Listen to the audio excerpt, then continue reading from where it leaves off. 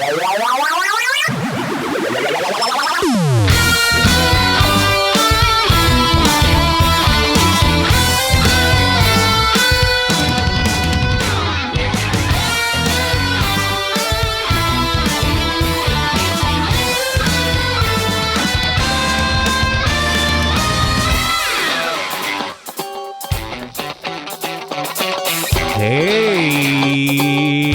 everybody, it's Tuesday, but as the Pokemon Company would like to lead you to believe, it is actually Tuesday, and I choose for today to be episode 764 of the Giant Bombcast. It is November 15th.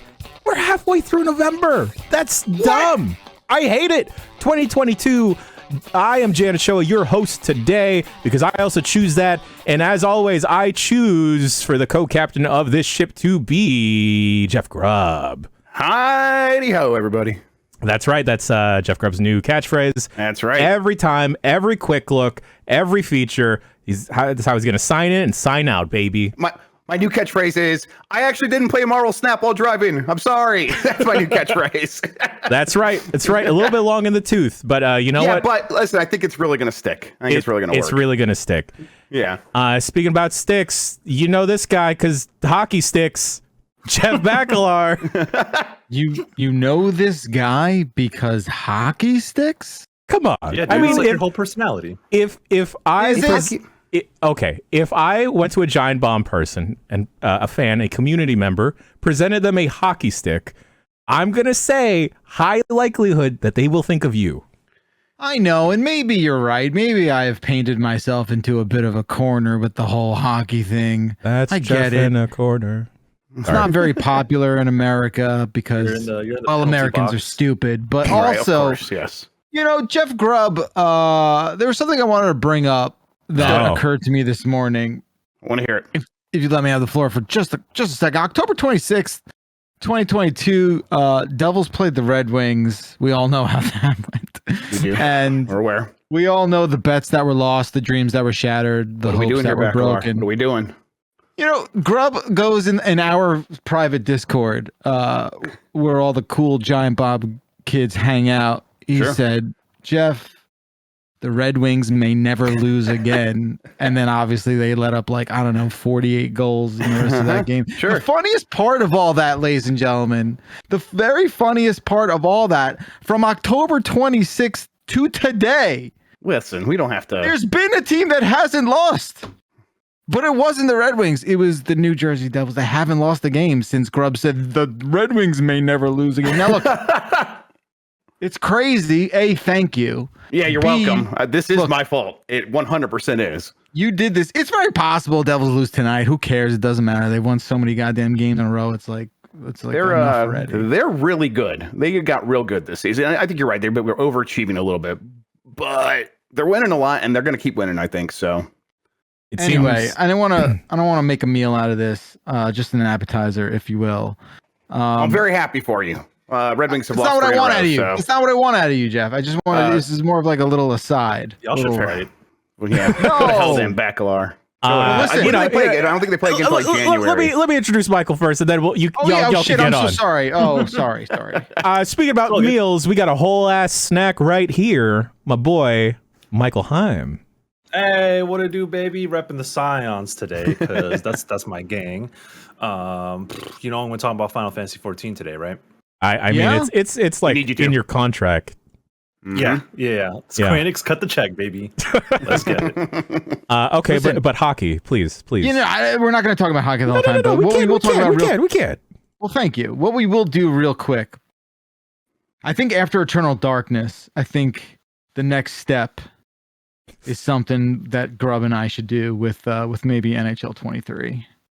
What about that? Feels right. Is that like the peak hockey game right now? Is there a better one? The only real. Oh, it's the only one. It's the only one, really. Only real game there. It's fine. They've gotten okay. That game is perfectly a game. Does Rocket League still have hockey pucks occasionally? Because that could be fun. Yeah, you can play that whenever you want. Yeah, but I don't think people play it. Like, I showed my kid that, and he was like, "What are you doing?" Like, yeah. I mean, even the basketball version is not super popular. I feel like no. in Rocket League. I'm just saying. But Yeah, we'll figure you're right. something out. I would love to, after I finish Eternal Darkness, at this rate, I don't know, February,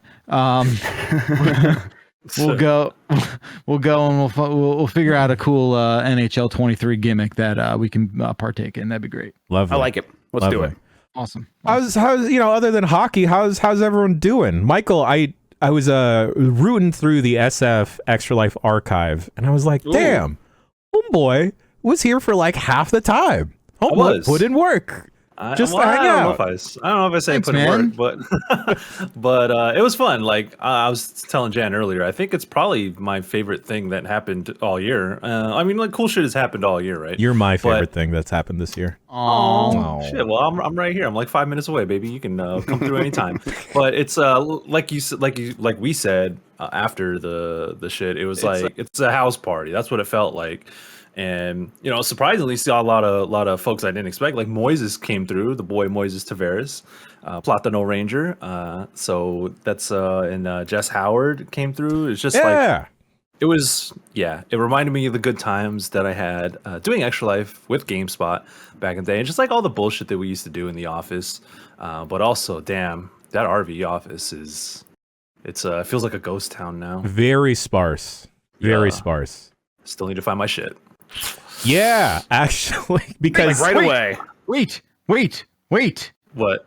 I remember. I have a vision. I don't know where I saw this. Okay. You found my stuff? Huh? You found my shit? I don't find your shit. I don't know what your shit damn is. it. But Jan, you found my shit. There was one shit. Yeah. Yes. So Where did I see it? Was it a clip? I don't know. I think I got posted to the Giant Bomb Discord in the behind the scenes channel, which you will have access to if you're a premium subscriber. Shouts out to all y'all.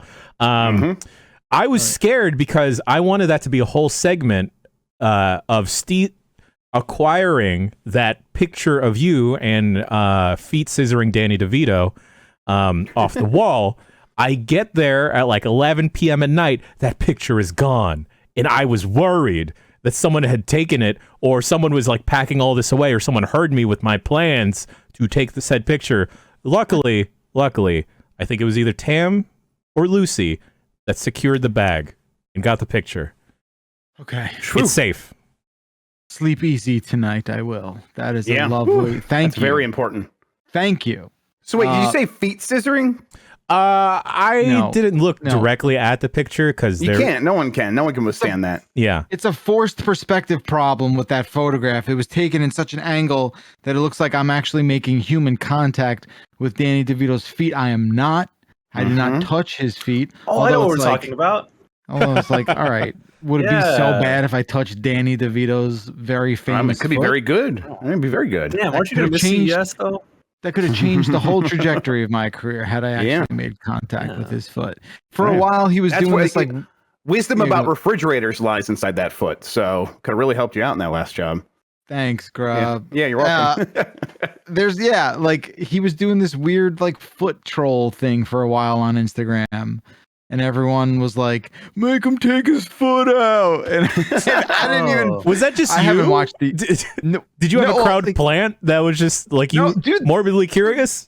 No, turns out when you tell 100,000 people that Danny DeVito is in the building, they come flocking over. Oh shit! And there were a shitload of people watching the interview. I don't remember how it got brought up. I think someone was like, "Yo, take out your foot." Take out your foot, Mr. DeVito. Whip it out. And he's like, all right. Oh my God. Hell yeah. Okay, it's two questions about Danny DeVito's foot. One, what kind of socks was he wearing? Oh, geez, this is going back a while. I don't remember. All I remembered is that he reminded me of my dad in a big way. Okay. That's all I really remember about the whole exchange. Two, you may not remember then if you don't remember the socks. What kind of shoes was Danny DeVito wearing? Was he laces, loafers? I think it was a loafer situation because, during that time, like I said, the foot troll thing was such a big deal. He's got to be taking his foot off a lot. He needs that easy access. Right, he should be wearing Crocs, right? Yeah. Did you see bare feet or socks? Bare feet, dude. Yeah, the troll foot. The real deal. You were like You were, as the kids say, hashtag blessed with Danny DeVito's feet. Damn. Yeah. His feet blessed me. His foot blessed me. It was a holy day. Very holy day. What was this for? Was this just like a random CNET thing, or was it like CES?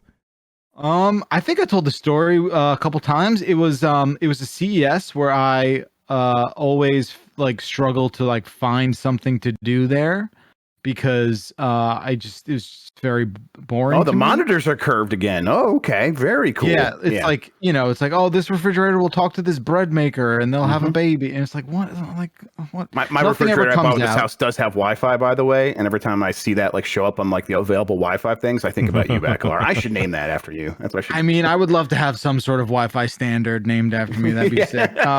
If I could leave this earth with just that, I would be hashtag blessed. I don't know. I got like a press release like the day before we got out to Vegas that said Danny DeVito was going to be there. I don't even remember what he was hawking. I don't remember what he was selling. I just found I just cold called the PR people. I'm like, yo, we have the biggest stage at CES, which is probably a lie.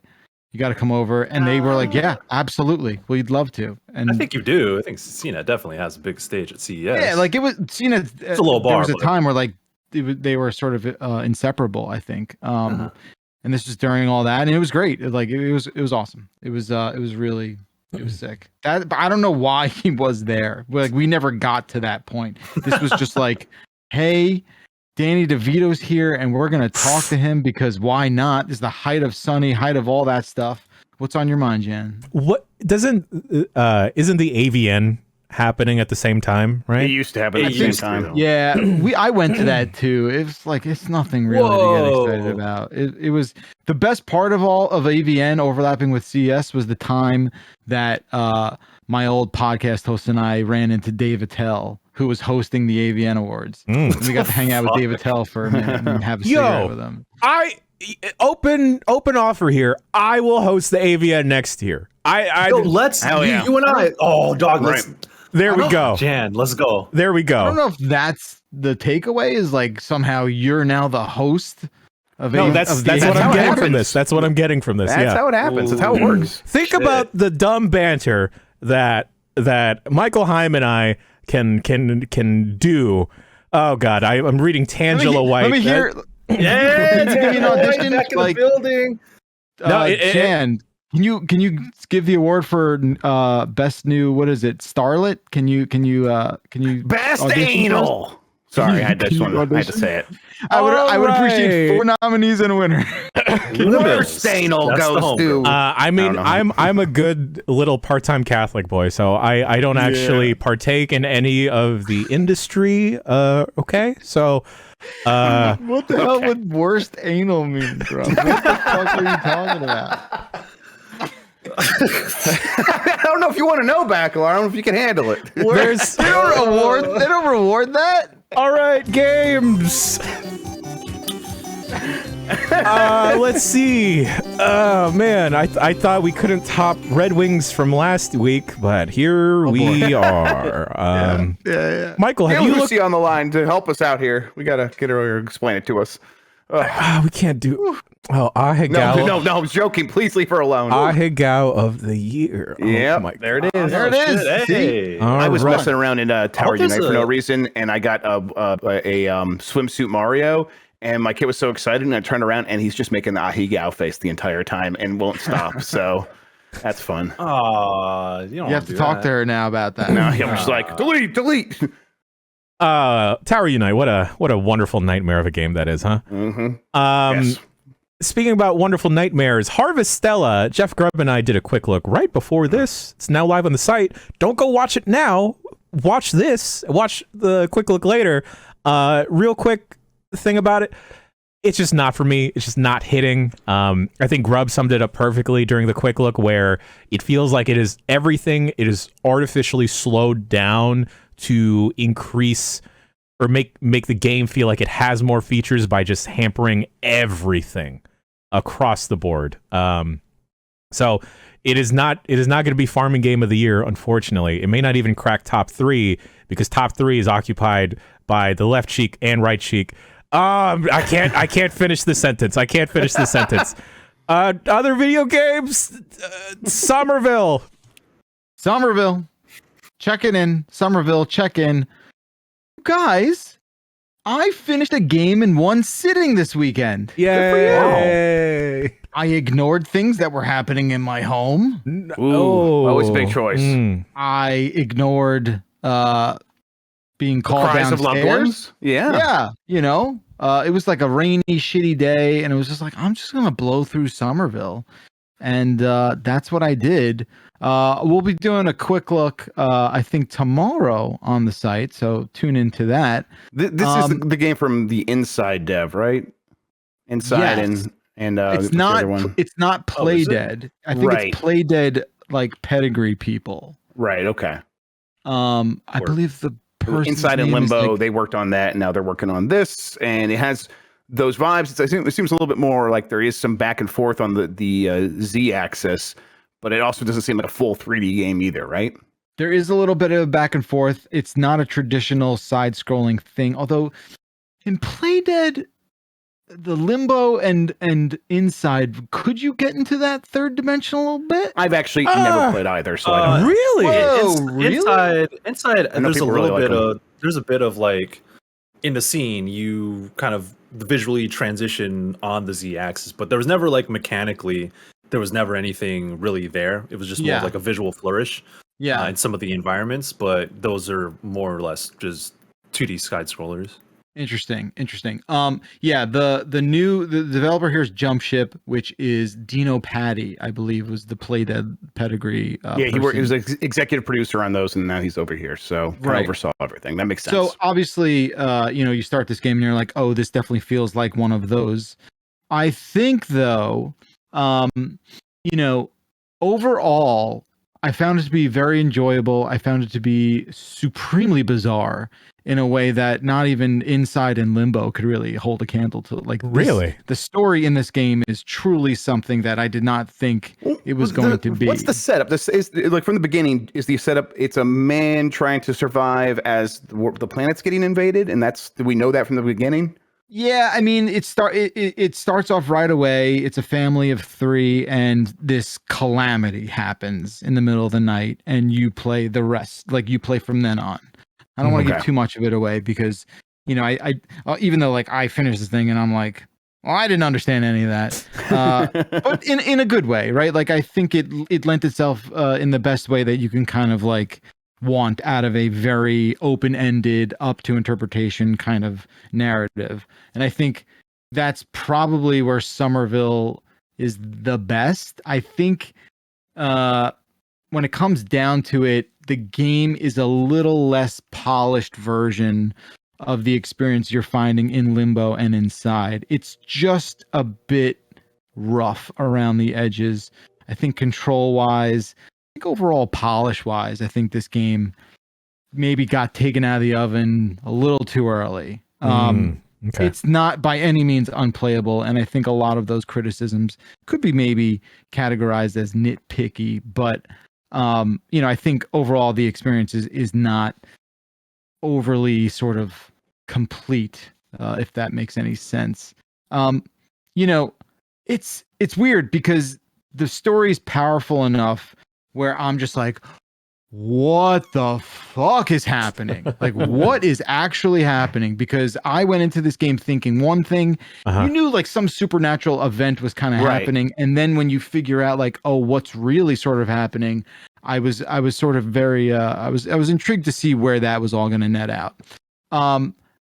There were 2 moments in this game that I was stuck, like straight up stuck with no real understanding of like what I was supposed to do.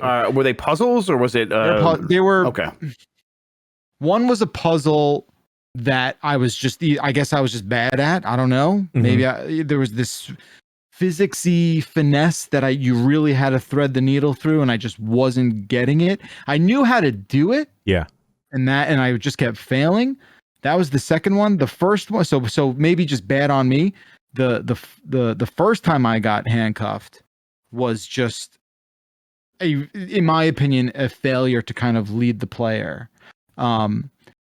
because it was so kind of not obvious that you were supposed to do a thing. Was it because of like the perspective that you were seeing? Yeah, I think perspective's the best way to sort of to talk about it. It, you know, there's a lot of fixed camera stuff in Somerville where like the camera's basically on, like, let's call it a virtual dolly, right? And you're sort of just kind of tracking.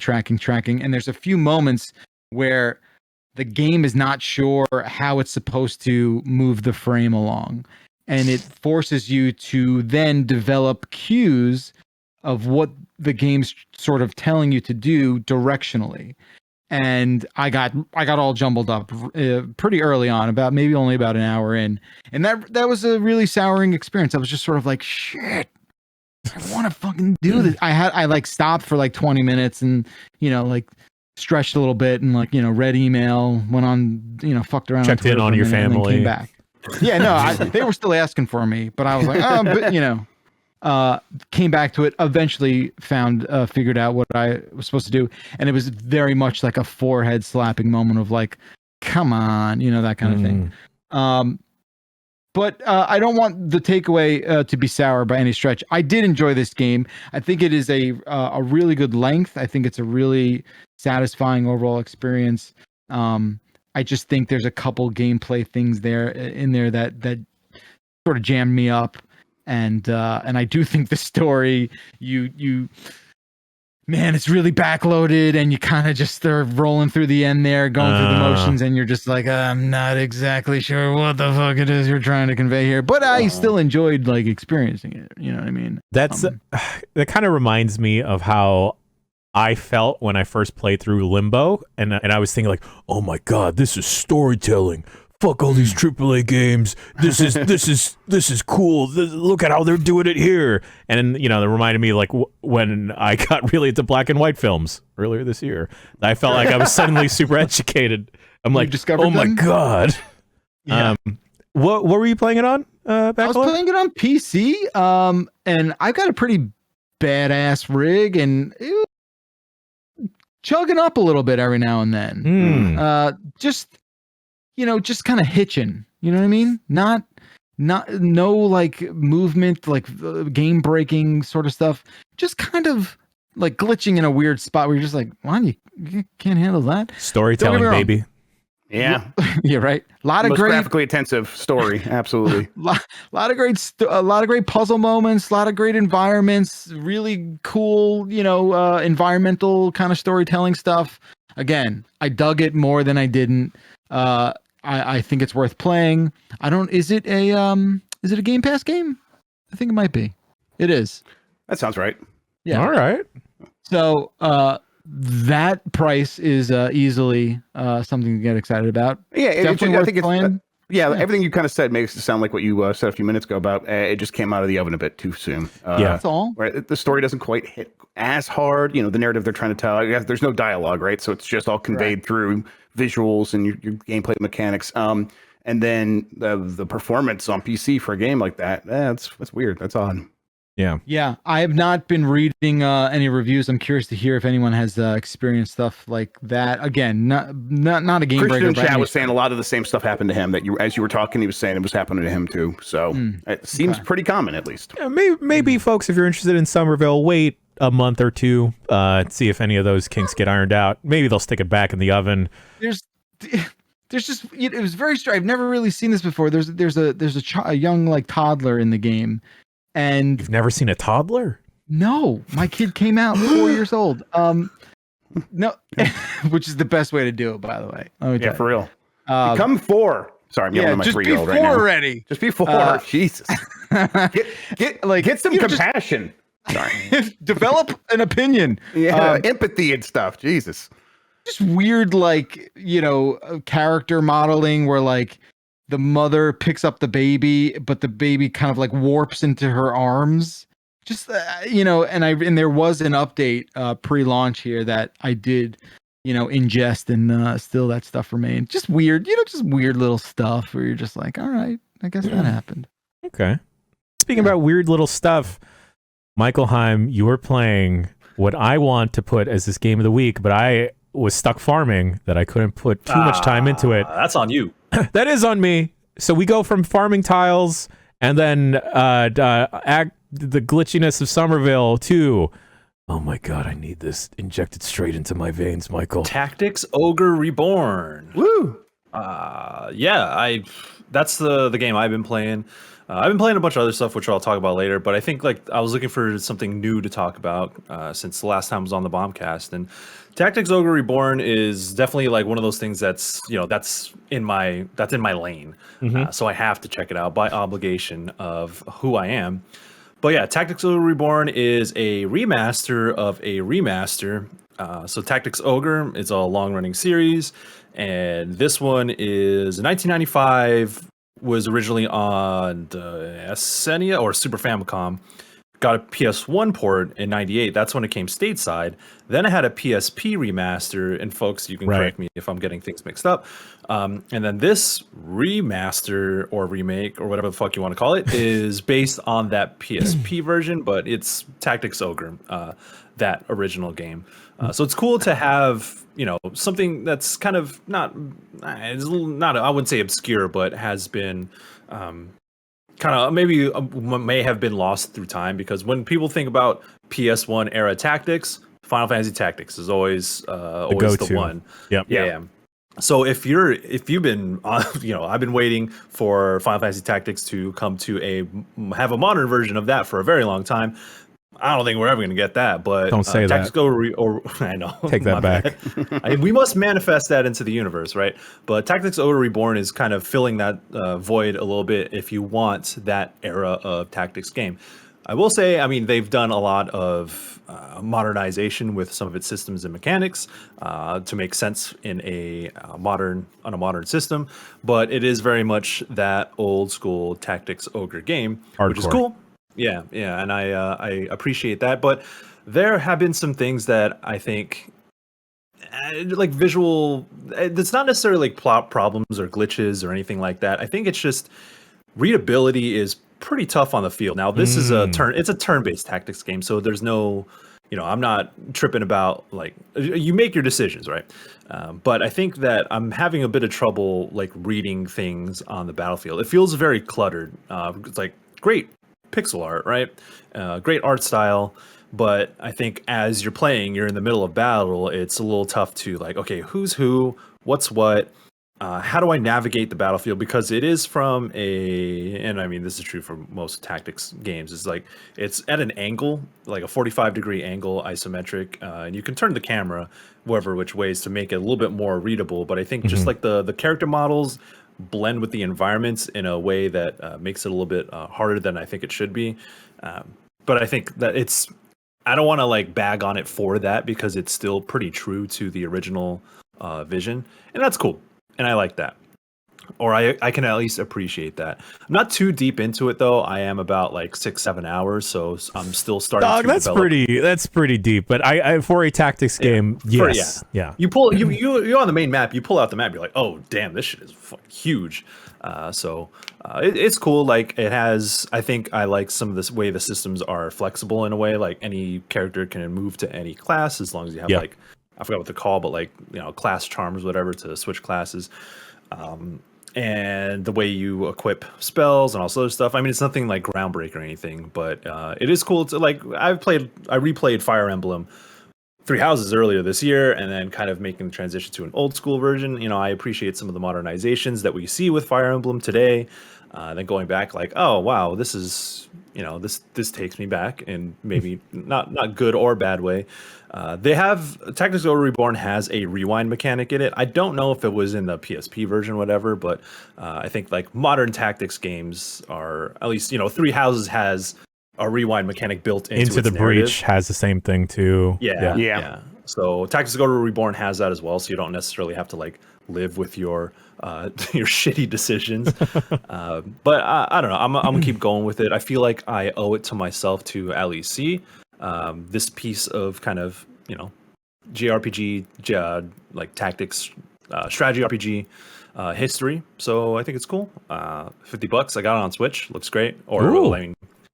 It looks great on an OLED screen. But I think that some folks feel some type of way about like the filtering of the pixel art and all sorts of stuff. I think it looks fine. I don't necessarily have any feelings one way or the other. Has that bothered you in the past with other Final Fantasy like pixel updates and stuff? Not really. Okay. I think the mobile versions. The thing is, like with the old school Final Fantasies, like the mobile versions of those redo the pixel art with completely different sprites and or sprite models, whatever the fuck you want to call it, in a way that's just not. It's not a parallel from the original one. It's just like, hey, we have new sprites. And fuck it, they look nothing like the original ones. Whereas this is like looks like the original one. It's just updated in a sense. It's a little bit. I'm looking at the screenshot. It's a little smoother, a little bit smudgier, like they do with the pixels. But this one looks like they're trying to make it look the way the pixels are supposed to look on a CRT. And I can like see that here. Where in the other ones, it was like, no, they just did a bad job with the filtering. But here, it's like it's kind of coming through. So I think I'm with you. I think I'm okay with this. Yeah. It looks fine in motion. I'm also glad this hasn't followed the trend of like 2.5D updates too much, because I've mentioned this in the past. I'm kind of sick of that whole aesthetic and everything of everything being super 2D and then like the effects being like 3D or like a mishmash of both.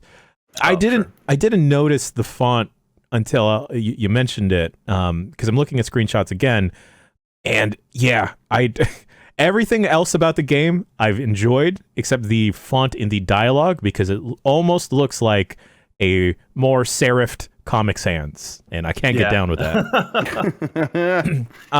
It's fully voiced also. Yeah, I think that's a cool thing. I don't know if you my bad if you were gonna mention that, but no. It's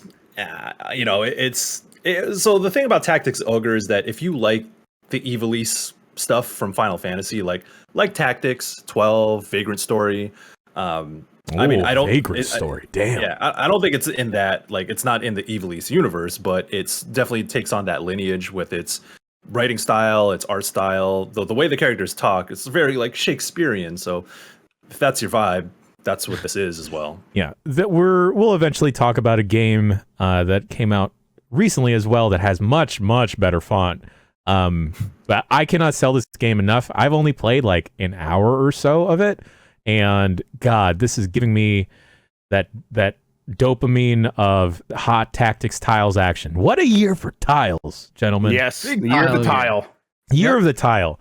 What I need is the Pokemon Company to get their head out of their butt and re-release Pokemon Dynasty. I think it was called Dynasty, which was like a DS or 3DS Pokemon Tactics game. Give it to me, damn it. But if you were a fan of Final Fantasy Tactics Advance, I'd even say Disgaea, all those games, and you skipped over Tactics Ogre for whatever reason, just missed you, definitely check this out, because it is giving all those sweet JRPG tactics game vibes. Yeah. And it's all flooding back, and I was just like, I'm thinking about jobs and stuff. And I'm thinking about Final Fantasy Tactics, how there was judges in every fucking level on a sick-ass chocobo. Oh, my God. Oh, it's fucking amazing. What a great game Final Fantasy Tactics was. Yes. I'm curious about how Front Mission will turn out, because Front Mission is a similar-ish vein of Tactics and Tiles. But that was kind of a hard game, and it was kind of painful, much like the pain, Jeff Bakalar, that you were feeling with Call of Duty Modern Warfare 2. Everybody's got to sit down. All right. Okay? All right. You guys sit down. All right. I'm seated. Let me tell you a story. Here. This game's kind of broken in a lot of ways. I just don't know how to say it. Like, I understand it's incredibly popular, right? I understand this is the better Call of Duty in the last 2 years, right? Okay. Grub, am I misspeaking there? No, yeah. As far as I'm concerned, it's definitely the better of the two. Yeah, it's probably the best one since the last Modern Warfare. Yeah. But time and time again, we are subjected to just shit that doesn't work. Like, video games don't work anymore. In my day, they were broken. There's nothing you can do about it. No updates, and it just worked. No, shit was broken, and it was just broken. The game on it. Like, right. Look, I don't. I am not. Romanticizing the past of that era of just being fucked over, and there's nothing you can do about it. this is one of the most difficult games to navigate. Like, the UI language of this game, I'm sorry, maybe I have, again, I'm just speaking off of the experience of me, my friends who play this together. Sure. I don't know if this is popular opinion. I don't care. It's your opinion, Bakalar. Yeah, it's your opinion. That's what matters. This game is so visually broken in terms of like direction of where to go. Seems like it is so needlessly confusing. It's like Facebook privacy settings. Oh, so sure. needlessly and deliberately fucking hidden. It's just like, what in the? It's like trying to find your backup codes on Twitter. Right. Yes. we got there pretty quick, all things considered. I wish I got there. What is this causing? Like, is this an issue? Like, are you not able to start a match? Like, or what is going on? Sometimes, I mean, like, yeah. So I play maybe 3 nights a week. And I'd say maybe like 1 out of the 3 nights, we don't get started for a good half hour. Ooh, because someone's just not in the party. Someone's like, I can't see you guys all of a sudden. You're gone. Huh? Wait, now you're shaders. And then, it's like all this layered bullshit, right? Because you've got the PS5, overlay, which I'm now full blown. That UI is dog shit. Okay. Like, now everything's fine except for the game based stuff. Okay. Like they done fucked that up in a real bad way. Yeah. I forgot how bad PS5 UI is until I loaded up God of War. I'm like, it's honestly, why is it like this? I think for the most part, the UI is passable and it's usable. I think once you start getting into the friends and the chat parties and then layering all that stuff, it's like, it's almost impossible to navigate. And then Call of Duty and these games come along and they're like, well, we've got our own shit too. And you're just like, guess what? I don't know what party I'm in. I don't know what game I'm talking inside of. Right, because you're doing crossplay probably, right? Is there some crossplay that's happening here? Or no, actually, we've made it our business to attempt to not do crossplay. To keep things all in the same vein. We had to say goodbye to some friends. Oh wow! This was an easy choice then, huh? You wanted to say were they even friends then? Really, if they weren't buying the PlayStation version? What? Exactly. 30 years? I don't care. You're an Xbox freak. No, I'm kidding. No, I'm kidding. I wonder how he's doing. But it's just really hard to navigate. It's not fun. Like it is the most painful part of the game without a doubt. And then, there's other things that happen that are sort of left unexplained. Like, for instance, I'll join a party already in play and it'll sort of like shoot me into what I believe to be is the lobby. But you don't always know if you're in that lobby. You have to sometimes check by clicking in R3 and then making sure those guys are on a list. And sometimes you can be in a lobby, but the list isn't showing up. Shit just doesn't work, guys. I mean, let's go back to the drawing board and just refresh that. Maybe there is some sort of gigantic hurdle that makes it truly impossible to convey, logically to the player, but it's still so bad. And I think the way they've set it up, it has like HBO Max level of confusion. Like it is just not a thing that I want to be in. I hate it. What's the beef with HBO Max? I'm not following this one. I think HBO Max navigation is sort of shitty. They literally hired the guy that made the Hulu UI, so you can use Hulu if you want, because people have their issues with Hulu. Is much better than Call of Duty. Right. But Hulu's got years of refining that or whatever, or fixing whatever this person did, and they came in here and apparently they're going to do a UX update soon for this game because there's been a lot of complaints. Okay, good. That's comforting to hear. I mean, just like make it real simple. Like you put too much stuff on screen. I realize you got battle passes you got to sell. I get it, right? But like maybe people are going to buy that. I don't know how many people like convert after seeing the ad take up the full spot. Like if they want the bet, they're going to buy. I don't know. What do I know? But I just wish it wasn't so much of a huge pain in the ass. Like I've never, this is the first game in many years that forces me to like look at my hand sometimes where I'm just like, wait a minute. I have to hit that to go over there. What? Are you sure? Call of Duty? So that's just sort of where I'm at. I've had to resort to going out into the PS5 UI and then finding my friend in the friends list in the game-based thing, joining on that because I can't join within the game's matchmaking. I have to join with the UI with the PS5 shell on top of it, and then that warps me into a party.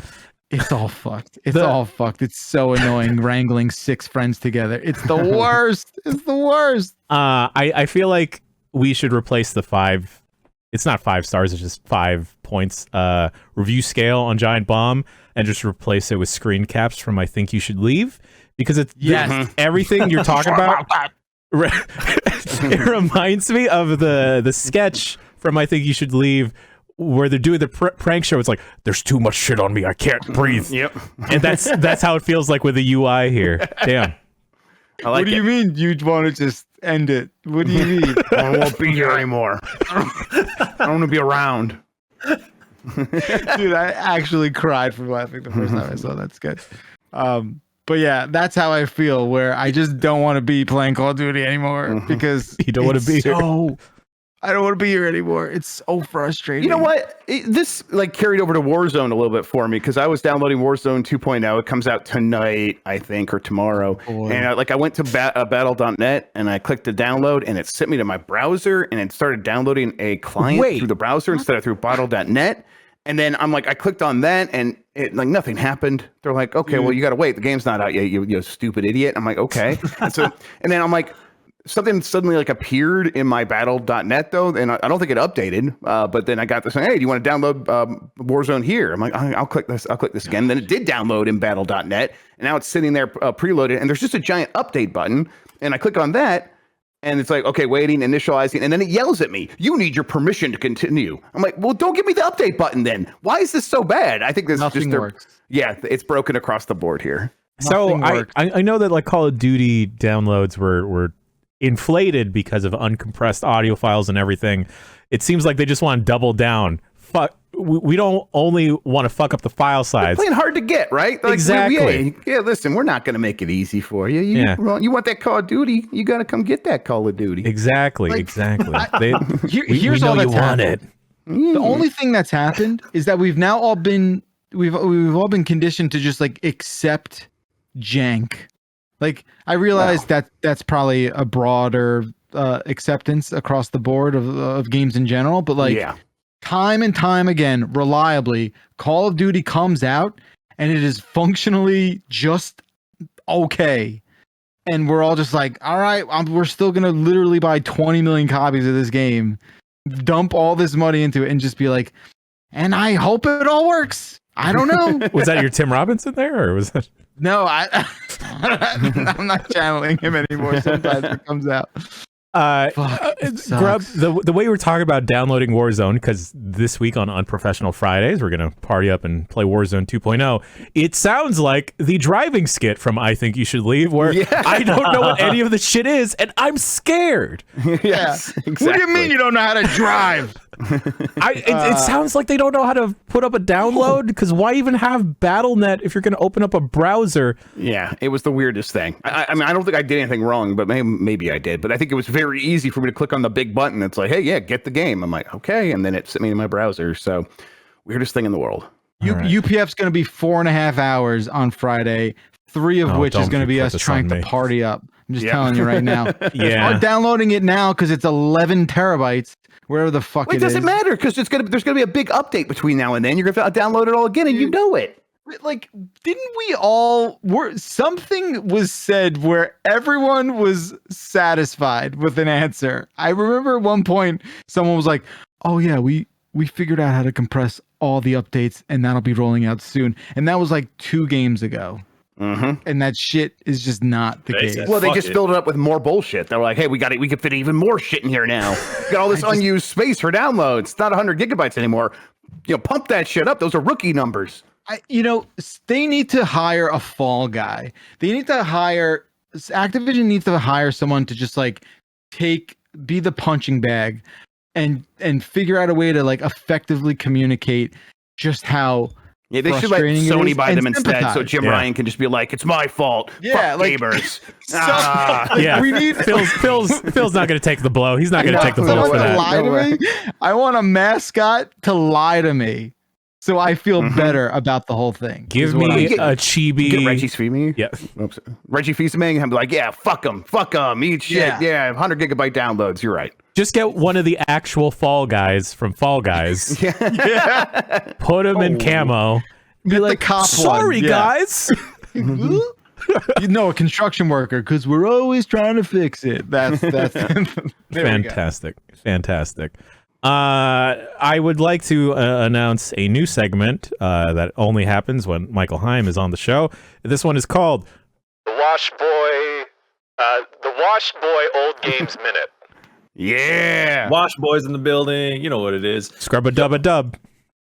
All y'all are complaining about, oh, you got 200 gigabyte download, oh, you update, that oh, what I we can't sound like? navigate this menu, oh, Yeah, I so he's got us. Yeah. Damn. You know what?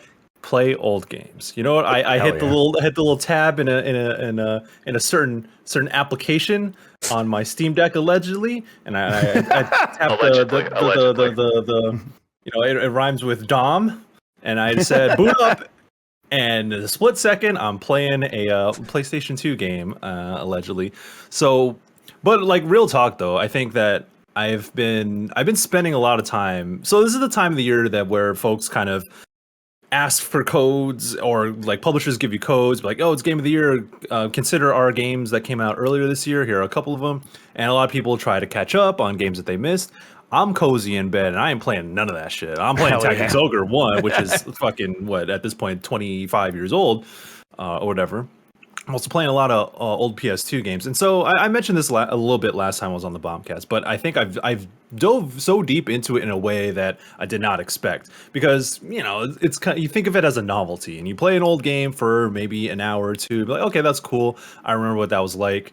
I'm gonna keep moving on with my life, but Yeah. I've got so deep into some of these games because I didn't touch them back in the day, and I think with the perspective of modern games, there are some things that you realize about old games, like, wow, I can't believe I figured that out, or I can't believe that I put up with this shit. But you do it anyway. So a couple of those games, oh my god, I miss Xenosaga. Holy shit. I love Xenosaga. I do not remember much of it when I played it when I was 12 years old, because that game is brutal, and that game goes pretty deep. And I was just like, oh, cool combos, and Cosmos, oh, cool robot girl. I think I like anime girls now. I don't know. Okay, yes, because that was an awakening in some aspects. Yes. It also, I felt so dumb as an adult. Maybe was it this year, realizing that Cosmos was actually Cosmos, because we're in space. In space, what dog. Come on. Man. Yeah, and it's really funny that, like, as a Persona sicko, and thinking about, you know, playing through the game with Cosmos, and then thinking about like Aegis from Persona 3, I'm like, wow, what a time for robot anime girls. And like thinking about Rei from Evangelion, I mean, she's not a robot girl, but she's a girl in a robot who acts kind of similarly to characters like Cosmos and Aegis. And wow, shit, man. Yeah, robot anime girls is pretty cool. But Xenosaga, like, that game, It got dark. Wild. Yeah. It got very dark. And could Xenosaga come back, or is it weird now? Because like Xenogears is. Have you heard of Xenoblade Chronicles 3? Let me tell you about 3, right? Xenoblade Yeah, Chronicles like 3. what? Like the lineage there is loose, but it is connected, right? Yeah, I don't. I mean, oh man, I don't know if Xenosaga is still like tied to Namco or Bandai Namco at this point. The same way that like Xenogears is tied to Square Enix, and then Monolith is like, well, shit, we have two, I guess, branches of this Xeno series that we can't touch. I don't know the details of that, but that's what it seems like. I mean, that's probably why Xenoblade is a thing. Like now, that's the branch under Nintendo. But yeah, Xenosaga is fucking sick. I like it a lot. I miss that combo system, that turn-based combo system that they use from Xenogears. And it reminded me, like, when I played Xenogears as a kid, that intro like scarred me. I was like, everyone just fucking dies in that shit. And like Xenosaga does this similar thing in its beginning, but I'm excited to keep playing, and also Digital Devil Saga is a Shin Megami Tensei game. I don't think many people played. That game is also dark as shit too. There's a lot of JRPGs like what was in the water? What was happening that all these very dark JRPG stories? Some demonic shit. You think is like this happy-go-lucky stuff that you see so often nowadays. But yeah, like people are eating people, and folks is dying and being consumed by demons and shit. But I do like Digital Devil Saga. Random encounters. If you can put up with random encounters, you'd be alright. But I do like its aesthetic. It's like you think of core Shin Megami Tensei as post-apocalypse and demons have taken over the world. Digital Devil Saga is kind of like post-apocalypse. Like, okay, what if civilization has flourished is probably the wrong word, but civilization has grown after the aftermath of a world calamity ending event, and it is brutal. Like I'm thinking it's like some like Lord of the Flies type shit, where different factions are like taking over each other and like, they're trying to ascend to nirvana. Also like West Side Story then. Yeah. Oh yeah. Digital Devil Saga, West Side Story, same thing. 1 and 1. Yeah. West Side Story is with where all the Yakubians are like mad racist against Puerto Ricans, right? Yep. That's okay. Yeah, I got that right. So yeah, I don't think there's any Puerto Ricans. Shouts out to my Puerto Ricans out there. But yeah, Digital Devil Saga doesn't have any Puerto Ricans, but it has anime girls in it. Well, yeah. The Puerto Ricans of video game characters, anime girls. No. Damn. Well, my Puerto Rican cousins. Shouts out to y'all. But yeah, this might not be. We won't find our people in it.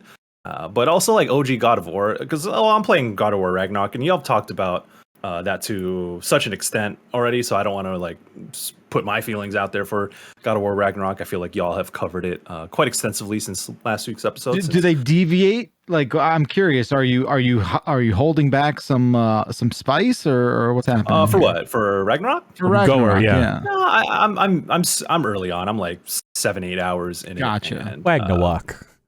I like it. Cool. I think it's like y'all have said. It's more of 2018, which I actually did replay also. So like coming from that's gotta be tough. Straight, yeah, you're probably a little bit over stuff there, right? Yeah, kind of. But I play long games. Like every game that I love is a 100-hour RPG. So for me, going straight from 2018 replay into Ragnarok, it actually feels kind of cool. Like I was excited to start Ragnarok. Just like let me pick up, chapter 2 or this part 2 of this continuing story. And so I do like it in that sense. And I think I've kind of warmed up to the idea of God of War. I liked it quite a bit in 2018, but I wasn't like blown away. But I like the direction that they went with like maturing of Kratos. So I think that stuff is interesting. Yeah. Speaking about that, how is it like visiting old OG Kratos? Oh my god, OG Kratos is a fucking savage.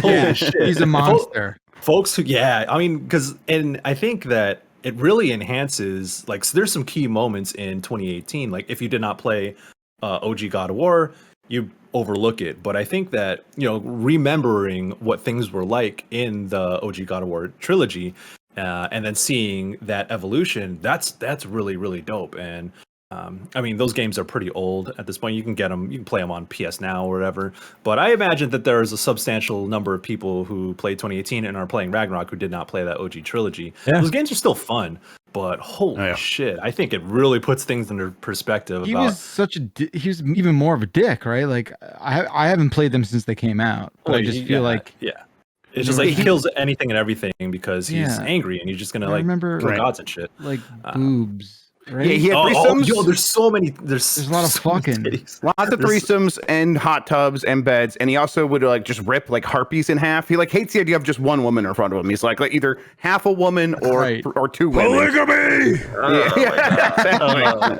It's just game's fun, but holy shit, it really makes me appreciate the direction that the new God of War has taken. So that's cool. Old games are dope. Turns out. Turns out. I'm gonna keep playing those games because I'm gonna be on a 6-hour flight over to New York, and I'm just gonna be playing PS2 games on a device. Hey, in the way that you're playing PS2 games on said device, do you still get the sick cubes when you boot it up? No. I mean, you can. Okay. Yeah, there's a way to get those cubes. Yeah. All right. You want those cubes? I'll get you those cubes. Yeah. Oh man, I was so sad when I know a like. guy. There was like an OPM disc that had like a borked demo on it that like wiped all your saves on a memory card for some reason. I have no idea how that did that, but I was so sad about my cubes. Man. Cubes are sick. Michael, I'm going to give you another minute for the Final Fantasy 14 Savage Prague minute. Yes, that is. There's a question later on about language and shit. Let me speak another language for y'all right here. So Final Fantasy 14, you know what I'm saying? I got to represent the gang, but I just want to. There were some people during Afterlife who were asking me about Savage Prague and Final Fantasy 14. So if there are other folks out there still working on P8S, I want to tell y'all, if y'all haven't tried Savage Rating in Final Fantasy 14, if you've been playing that game and you haven't tried Savage Rating, do not do it unless you have 7 other people you know and trust.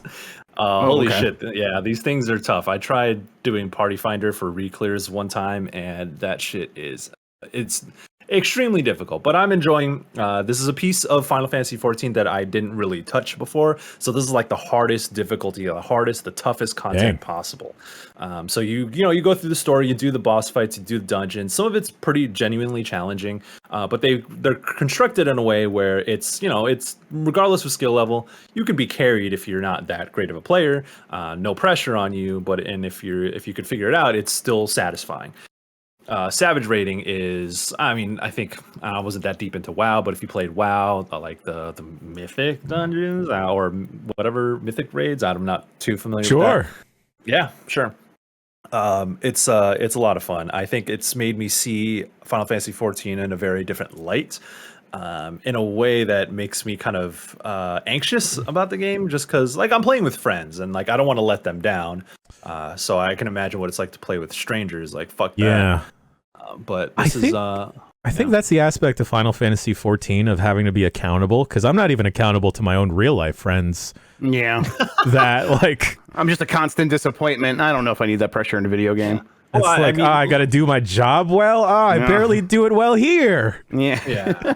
Well, I mean, like the main story stuff, like I said, that stuff is not difficult at all, and you can be carried very easily. And most people who go through normal difficulty content are very accommodating. They're understanding, like, whatever. Like, it's not hard. We can, if you're not pulling your weight, this game isn't designed to force you to have to do that kind of stuff, unless like it's one of the boss fights like when the game just comes out, so like nobody has super high level gear, people haven't figured it out, so you're gonna be matching people who are doing it for the first time. Also, all that stuff, like you don't have to worry about that if you're doing main story stuff. This is like very optional content for some real fucking sickos. I actually have more prog tonight.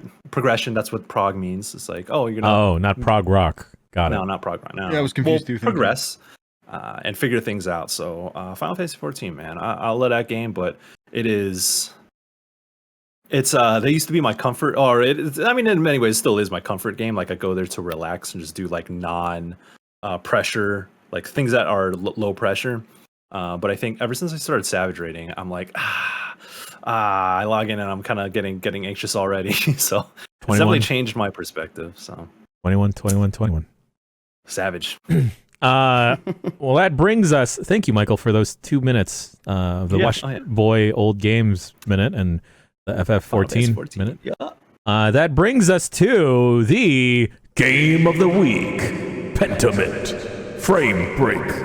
I spent all my credits in Marvel Snap, by the way. Oh my god, Pool 3 is fucking insane. What level's Pool 3? Tell me, because I'm afraid.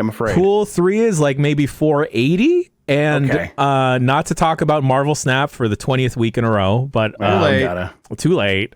The progression in Pool 3, kind of a bummer, because Pools 1 through 2, you get the designated, you're going to get a card when you reach this collection level. In Pool 3, it's like it's a mystery cache, so it's either credit, gold, boosters, maybe a card, maybe a variant. Anyway, Pentiment. Oh shit, yo! It's earthquake. Psych. No earthquake. Oh my gosh! Don't do that. I had to look around. I got scared, man. You didn't snap. That's just don't snap. Yeah. Listen, it was careful. It was close. We got away with it this time. Don't do it again. No more snapping. I thought you You had too many credits and now they're all gone? They're all gone. I spent 5,000 credits in a snap. Okay. I'm building mine up right now. I'm up to like 2,000, so we'll see. I'm just on a huge winning streak with my move deck until just like last night, and then I lost like 3 in a row. I'm like, huh. And then I saw a lot more move decks. I got to like level rank 35 in this. Didn't see any move decks. And I was just beating everybody, and now everyone's using move decks. So I'm like, okay, something happened. Anyway, Pentiment. This game is fantastic. It is from Josh Sawyer, one of the producers, one of the designers on Fallout New Vegas. This is not a Fallout game. It is a narrative story, page-turner murder mystery set during the Holy Roman Empire in Bavaria. And it uses a 2D woodcut art style, which, I mean, if you look up screenshots, you'll be like, okay, I recognize this thing. If you've watched the movie Midsommar, some of the visual storytelling will look familiar to you. Right. And it's the thing for me is I went into it like kind of knowing what it was for the most part and wondering, okay, I'm not usually huge on talkie games where it's all about, building out stories with characters by making your choices. But this game it does feel like the Fallout dialogue system writ large. It seems like it's taken the way that you can build a relationship with someone by asking them questions, and then that stuff pays off later with skill checks or really speech checks based on what you've said to these people or the kinds of things you've chosen about your character. So it starts off, you play an artist who works at an abbey, who is working on their masterpiece. You're just visiting, and most of these people that live in this town, they've been there their whole lives. They're going to be there their whole lives. You're just visiting, so you're kind of this, fish out of water a little bit, trying to establish your place, but really you're just trying to get your masterpiece done so you can get out of here. Go get married, open up your workshop, become a master, artist.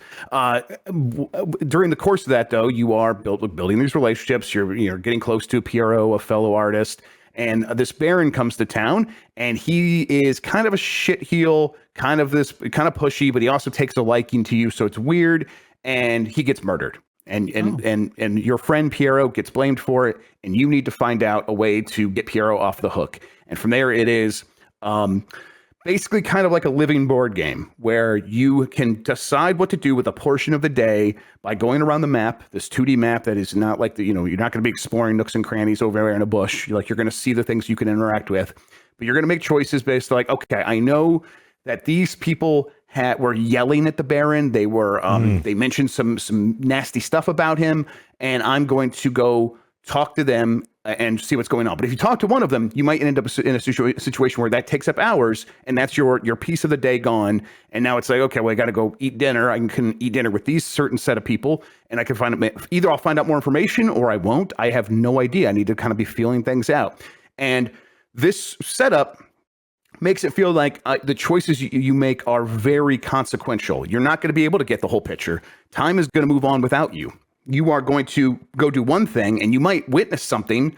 For example, I broke into the library, a place that only the nuns were supposed to go into. I went in there and I witnessed something happening between two of the monks. And it's like, I made a decision there to run away, and that took up most of my night. And so I slept in past the morning portion of the next day because I ended up staying up way later. And so it was like, cool. And it's okay. But I have to live with all those consequences throughout the rest of the story. And the story just keeps going. So what I played through so far and what I show in the quick look is the end of Act 1, which is this big culmination of the investigation I did in the murder to get my friend off the hook. And I made some choices, and some of them clearly not feeling too good about them. But I got Piero off the hook by basically what I feel like is throwing someone else under the bus. You did more than throw her under the bus, Grub. Yes, I offered her up. Yep. Yeah. Under the guillotine, maybe? Right, exactly. And it's like, and she definitely, a lot of the evidence did fit, but I didn't feel some of it didn't. And I didn't feel very good about it, but they took my word for it, and they executed her. You're a bad person. Yes. and so you go back, and you go back there 7 years later, and that's where the second act picks up. And now it seems like where I'm at now, about an hour into the second act, it is basically starting the this procedure over again of, all right, now we're going to establish what's happening in this town. You're back. I'm in the same village. we're establishing what's happening in this town 7 years later. Some things have changed. A lot of the characters are here. That little girl that woke you up in the middle of the night once, that you were staying, that lived in the house you were staying in, and you told her a story. Well, she remembers that, but she's 8 years old now. She's not a little baby anymore. And so you can build this relationship with people over time, and the choices you've made are paying off or coming home to roost. And it's very well done. The characters are very memorable. Yeah. They're very strong personalities, and the core mystery. I did offer someone up, and while I was offering that person up, I kept getting these notes written in a very fancy script. That is so fancy that even the other artists I worked with in the Scriptorum, the place where they write medieval books or whatever, they would not have the skill to do this script. And it's not even Andreas, the character I play as, who is a very good artist, could do it. So it's like there's this very talented, very skilled, very educated person out there warning me, saying, "Don't come back to town. Don't ever come back here." I've also found notes of them threatening other people. They're still out there. 7 years later, another note shows up just like that. And I'm like, oh my God, they're still out there. So this core mystery keeps pulling me through. And then knowing that every choice I make is super consequential makes it work really well. You're going to miss stuff. And if that bothers you in a game like this, it's probably going to bother you here. But I would just say, that's actually what makes the game work, is that you do have to live with it. And if you say something to a character you like and it upsets them, you have to live with it. You could try to save scum, but the game isn't really set up to really support that very well.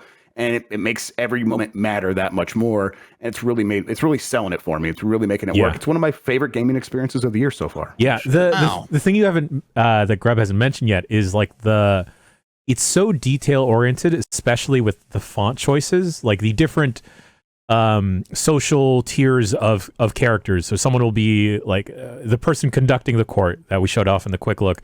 Their style of font and how they talk looks radically different than how the normal villagers talk. Yes. And a fun little details, when you have a flub of the tongue or you stumble over your words, you kind of correct yourself. They do that same thing in the dialogue with the text, the written text. It'll get the letter should be a Y, and it gets written as a U originally, and you're reading it, and you're like, wait, that's a typo, and then the game erases it right in front of your eyes and replaces it with the correct letter. And this happens apparently more often. I saw Josh Sawyer tweeting about this. It happens more often with characters that Andreas perceives as being uneducated, usually peasants. And they use the peasant script, like he was saying, and then you go talk to a fancy monk in the abbey, and they have the very ornate Gothic writing when they're speaking, and it's really cool. Separating these characters, and of course, if that stuff bothers you, if it's this is actually hard to read, you could turn it all off. There's easy to read fonts and things like that.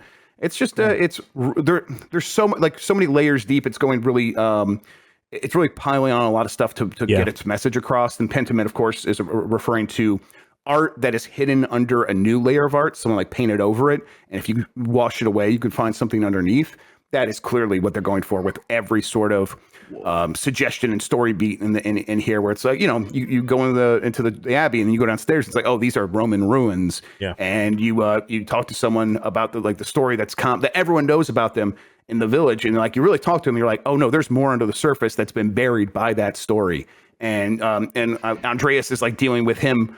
Building a new life on top of his old life and realizing that I have to deal with those ruins before I can move on. It's all really well connected stuff. Yes, exactly. So I'm into it. I'm really loving it. I think it's the kind of thing, if more of us play, we could do a spoiler cast. I think that would be pretty fun. I would like to hear what other people end up choosing and doing. It would be the most complicated spoiler cast, because I meant to message you yesterday, Grub, because I fired it up. I was like, I wonder how you started this game, because I don't how I approach things was completely different, I'm assuming, than how you got to where you're at. The other really, really neat thing about this game is that as you're talking, some locations or people will be highlighted or underlined. And if you were kind of a little bit fuzzy about what does Nuremberg mean to any of this, or what does this location mean to this again, you hit select or the back button. And then it kind of zooms out to a book style that has everything kind of indexed out, footnoted out. A glossary of information about places, people. If there's a character being mentioned and you're like, wait, which character is that? When you zoom out to this glossary mode, it'll just show you a portrait of that person. You're like, oh, it's that face. Okay, I know that. It's really well done. building out your character is really fun. You get a couple options like, my character studied in Italy, and so he knows some Italian and he knows a lot about Venice. And so when that stuff comes up in conversation, you can get some stuff. You get more out of it, and there's more dialogue options for you, and all that stuff builds up. And then there's these major like dialogue speech checks, and depending on if you have a good conversation with someone over time, and you have the orator ability, you might get some check marks up, and that'll go against times where you said something they didn't like, and those will be check marks down, and they sort of weigh against each other, and you can pass or fail these skill checks. And again, it's like it doesn't feel like there's no winning. Really, it doesn't feel like maybe we'll solve the crime and maybe I'll be satisfied in the end. But honestly, it feels like you're supposed to just reckon with these choices over time, to see like all these things have an effect on your character. They have an effect on people around you. What are those effects, and how do people live with them? And that seems to be the thrust of what the game is about. That sounds dope. Yeah, it's really good. It is. I will say this as someone that's played maybe 2-3 hours of Disco Elysium. It is less stressful than Disco Elysium. Sure, yes. So, if you wanted to get into something like Disco Elysium without the dice rolls and just do straight up dialogue, this may be right up your alley. Also, if you're a typography or font little freaky boy, then hey baby, serifs aplenty. I bet they got you. Yeah. Yes, lots of serifs. I'm digging a Pentiment also. I started it because it came out last night for Game Pass, and I like the vibe because I'm big into like Celtic folk and Celtic music. So like the music was initially what grabbed me, and then the art style is dope too. So I just like this atmospheric experience. But also I love Obsidian games. So. And their strongest suit is their writing and how things branch in with their dialogue. Mm-hmm. So I think that it's kind of a distillation of what I think is most valuable about Obsidian's games. And it's kind of cool to have this thing that fits in. We know they're working on Outer Worlds 2. We know that they're doing Avowed. And then we've had Grounded. So here's this other smaller thing that we can chew on while they work on the bigger things. And I don't know, I think Josh Schroeder is a really cool dude too. So Obsidian's just nailing it, aren't they? They're just nailing it. It's so cool. And does this exist? Does this work? Does this get greenlit without Game Pass? I don't know. Like, we don't have to make this about Game Pass, but it definitely is the kind of thing where it helps. People could just try it. And in a world where it's like it fills a box that wasn't getting filled by anything else. And there's reasons to do that when you have a service like Game Pass. It's like a variety thing. You're filling out a bunch of variety there. And I kind of think it has a better chance. It can exist in this world with Game Pass better than in a world where it has to compete with other games that are bigger and better and have huge budgets and all this other stuff. This could be just really good at this one thing, the storytelling, the branching narrative, this one aspect of what makes Obsidian games, and still have a chance to thrive. And I think that's very cool. This also, I'm going to bonus points for Game of the Week because of some of the font work. It's an Old English font, and it reminds me of Old English 40s. OE, sure. OE, baby. That's my. What's all y'all's favorite malt liquor? OE is mine. OE, baby. Ooh, when I first moved to San Francisco, I had so much OE. Oh, I was always a King Cobra guy. I didn't have like a lot of. I just went like, I'll get the King Cobra. That's what I always got. So. Yeah. I was on Steel Reserve for a while, but I feel like once it gets warm, true. Yes. Once it gets warm, it starts to taste like coins. Like, it's like what if Steel Reserve is a warm Steel Reserve can really turn you off Steel Reserve for good. I think that's what happened to me. What if we had Four Loko but took out all the fruity flavors? That is what warm Steel Reserve is like. Trust me, I am a connoisseur of many of these things. I am now retired because during Extra Lives, real quick. There's still leftover Four Lokos. I grabbed it out of the fridge, and I think it was Tam who came up to me and said, No. Snatch it out of my hand. Our very good boy, Tam. And I was like... Taking care of our very good Michael Higham. Damn. Yep. I'm washed up, but you know what? It's for the best. So, it's for the best. It's for the best. Thank you, Tam, for looking out for me. Yes, thank you, Tam. That Four Loko is going to stay in that office for forever. I'm going to see to it. I'm going to dig a hole somewhere and bury it. Hide it somewhere. I'm going to put it in like the ceilings and everything. That's how uranium is made. Note. Yeah. Put a little note. All right, everybody. I think it's about time we take a quick break. After the break, we'll talk about some news. And, I don't know, go use the bathroom. Or hey, yes, please. Go stretch. This show is sponsored by BetterHelp. Nowadays, it's super simple to figure out how to get somewhere. You plug in an address into an app, and then boom, you got a map. Couldn't be easier to navigate your way to your destination. However, it's not as easy to navigate when your personal life, work life, or life in general is throwing challenges at you. But with therapy, you can get the proper tools and help that you need to help find your way to solutions. That's where BetterHelp can help you, because they've connected over 3 million peeps with licensed therapists. Listen, y'all, I want y'all to know that there's no shame in asking for help, specifically with therapy, because therapy can really help you contextualize problems you're facing. It can help you find solutions to those problems that you may not be thinking of because you're so bogged down in said problems. And you know what? Therapy can also help empower you to be the best you possible.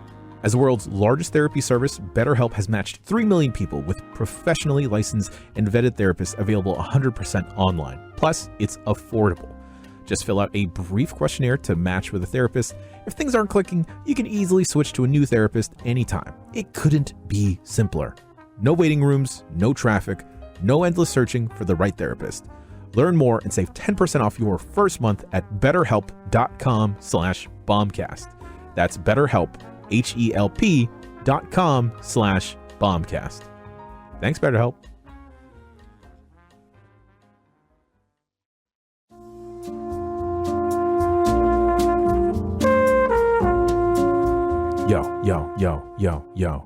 Yo, I got a puzzle, y'all. Here's the puzzle. What would you do if your business had to hire great people fast? Here's a hint. You need Indeed. Indeed is the hiring platform where you can attract, interview, and hire all in one place.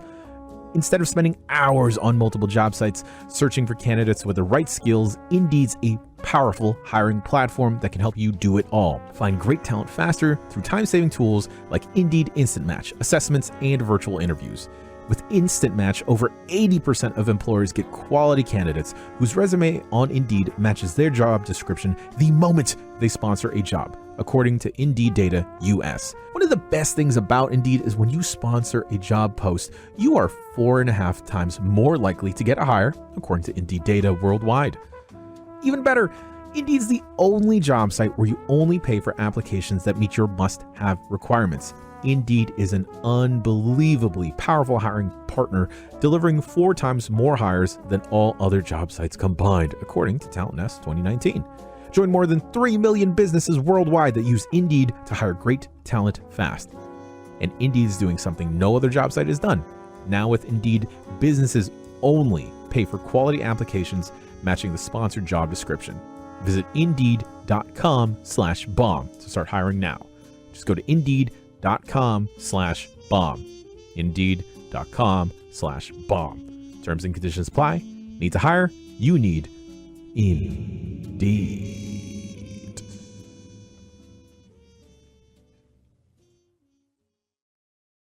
What happened to Quiznos? And that is where we're replacing the news segment and then the email segment with Quizno Watch, where we're doing a deep dive on what happened to the sandwich franchise Quiznos and to the fallout of the sandwich monopolization of the early 2000s.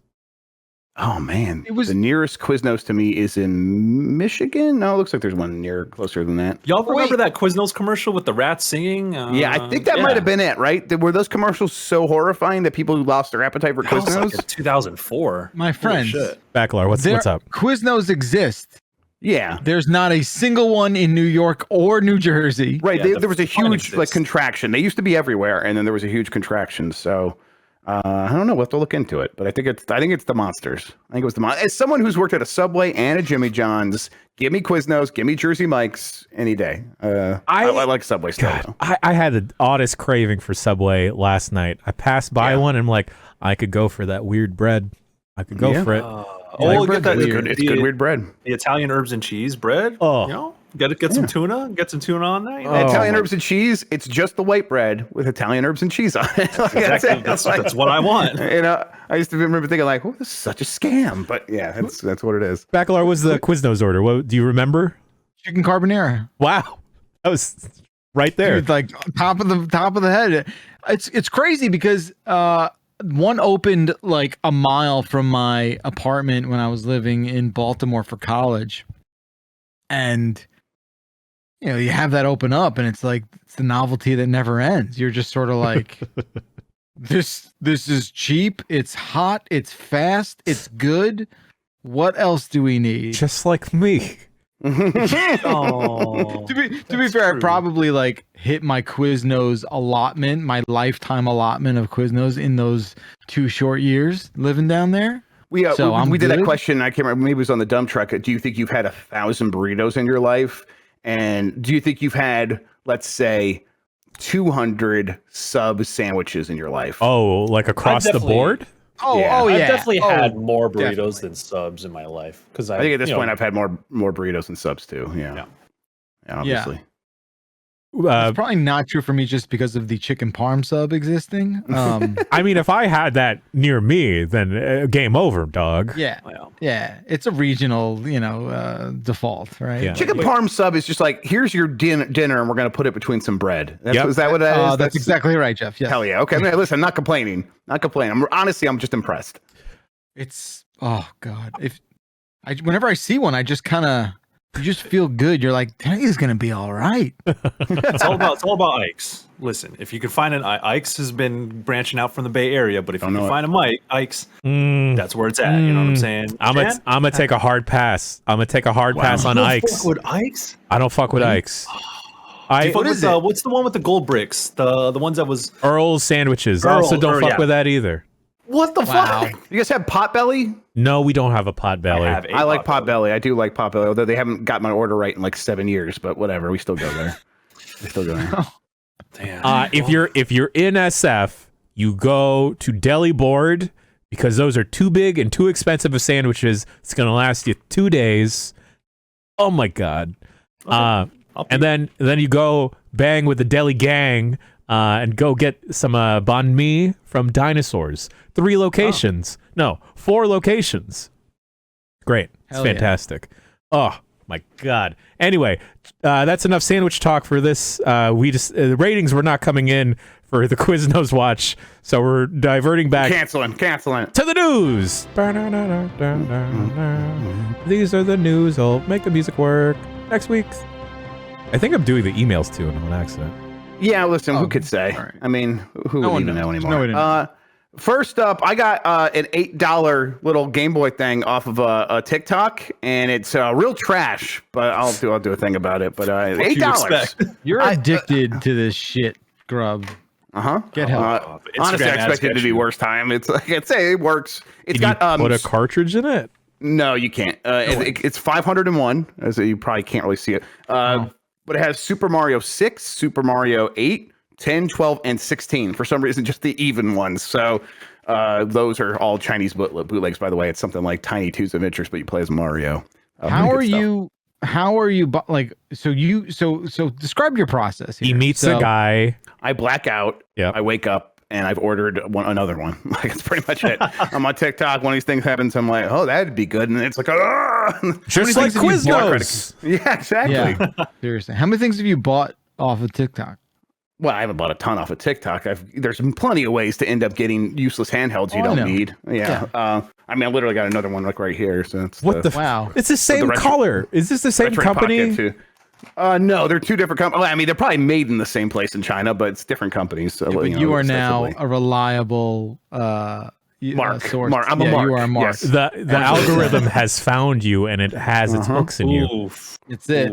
Send more my way. Grub, can you buried with these? Can you let TikTok find you a cheap VR headset, and then you tell me about it, and then I'll go get it? Because I'm still trying to watch movies, y'all. Not Susio movies. Not Susio movies. I mean, but who knows what ends up on a VR headset? Who could say? Yeah.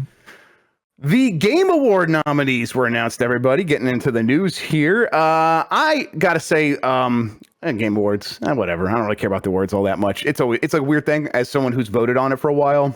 It's like, I know how much effort I put into that. And I'm betting no one puts in much more. So it kind of feels like, whatever. Not a lot of thought going into these. Happening in when they do, it also feels weird because the nominees come in so early. But we have some of the categories listed here. I don't think we should go through all of them, but does anything stick out to you guys? For example, Content Creator of the Year has 4 people I've never heard of and Nibelian, which I was very excited to see. I can't remember. I think I put Nibelian on mine, so I was like very happy to see that. I definitely put Jeff Grubb on there. He got snubbed again. I don't know what happened. There, we all did. Isn't Carl Jacobs like that old dude that's like angry at everything? No, Carl, he's like a young Twitch boy, right? So Carl Jacobs is Blessing's homie. Like, okay, so funny story is that is it a kind of funny story? It's a kind of funny story. Hitting theaters real soon. So Bless knew Carl Jacobs back when he lived in Seattle, and I was watching an Extra Life stream when I think it was Extra Life. Bless was just doing it for OK Beast, which was the site he ran at the time, and it was like Bless and a couple other people, and Carl Jacobs was one of them. This was way before anyone knew who he was. So I was like, oh, I guess I'm gonna get to know who Bless's homies are.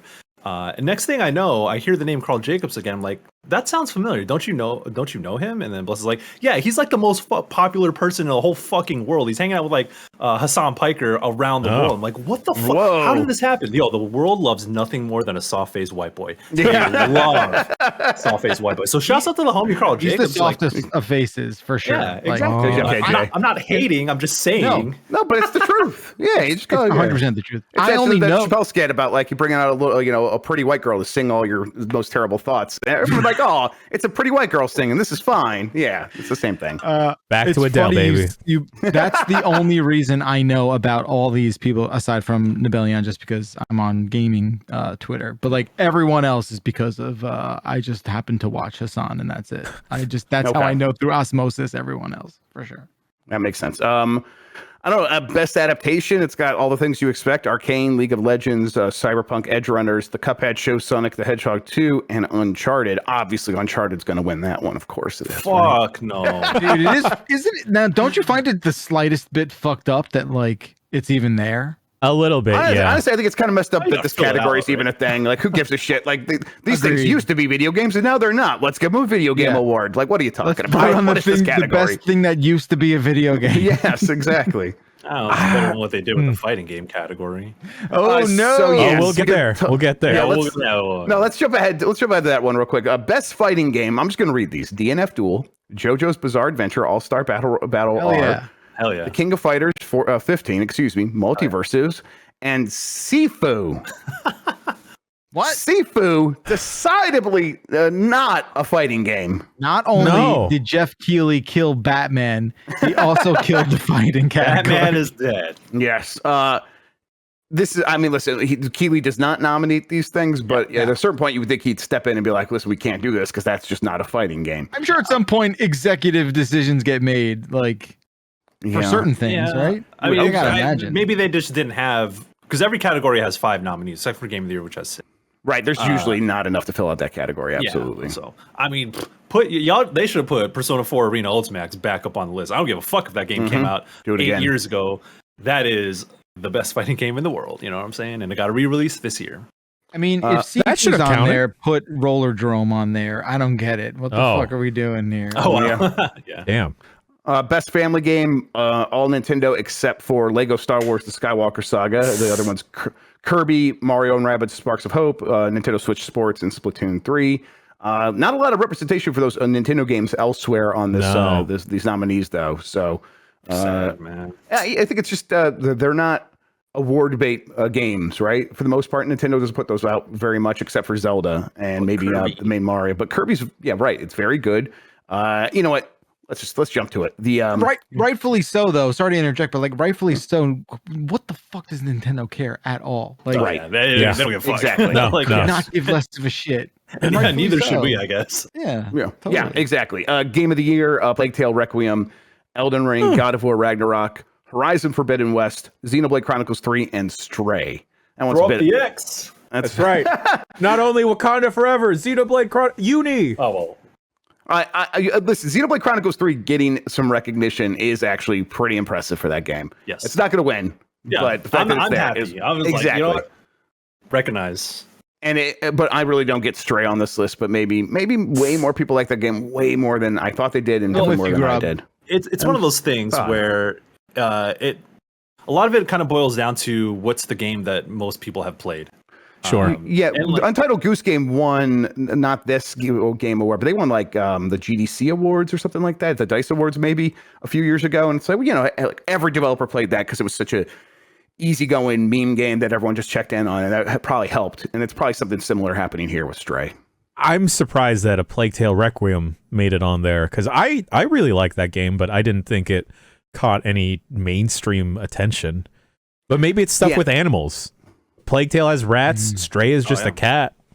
Yeah, the timing obviously helped though. The Plague Tale Requiem had just hit really right in the moment when the nominations were happening. As far as I could say, like there's no dates on that, but in general, it was like right around that time. So recency bias really helped it. I'm a little disappointed Vampire Survivors isn't on here, but this is we have our own game awards. We'll talk about our games then. I'm fine with that. Is no Tunic? Is there no? Oh no, Tunic's in action adventure. Okay, yeah. it's represented, I guess. Yep. Tunic. Say the only thing that I was kind of I have beef with is not having Kirby in best score in music. Oh, that soundtrack is fucking amazing. My kids have been playing it a lot, and I've been helping them, and the music's just been playing in the background. I'm like, man, this rips. It's really good music. It's beautiful. And if you went the last boss battle or the final boss in Kirby and the Forgotten Land, the transition and just that song that plays in the last boss fight, if y'all haven't heard it, listen to it on your own. It is like it sounds like the worlds are colliding in space, this epic fucking battle between life and death and the wiping out of civilization, and Kirby is saving pretty much what it is, the world, and that's what's happening. Kirby's the most powerful character in the universe, so it's canon. And that song it sounds like it's out of Nier. It sounds like it's you're fighting God. It sounds like I'm fucking in a mosh pit at a punk show. It is so fucking good. Oh my god, Kirby. And the thing about Kirby too is like it spans genres too. Like it's such a diverse type of soundtrack that fits all of the different worlds and the different moments. And I love Kirby so much. Best audio design, Vampire Survivors not being in there is actually a crime. It's like the best audio designed game period ever. Maybe. I'm curious what they mean by nominating Horizon Forbidden West. Is it just all of Aloy's random musings to herself? I mean, honestly, this category is Call of Duty Modern Warfare 2, Elden Ring, God of War Ragnarok, Gran Turismo 7, and Horizon Forbidden West. It is clearly most money spent on audio is how people are interpreted in this category. It's if there's a team devoted to audio.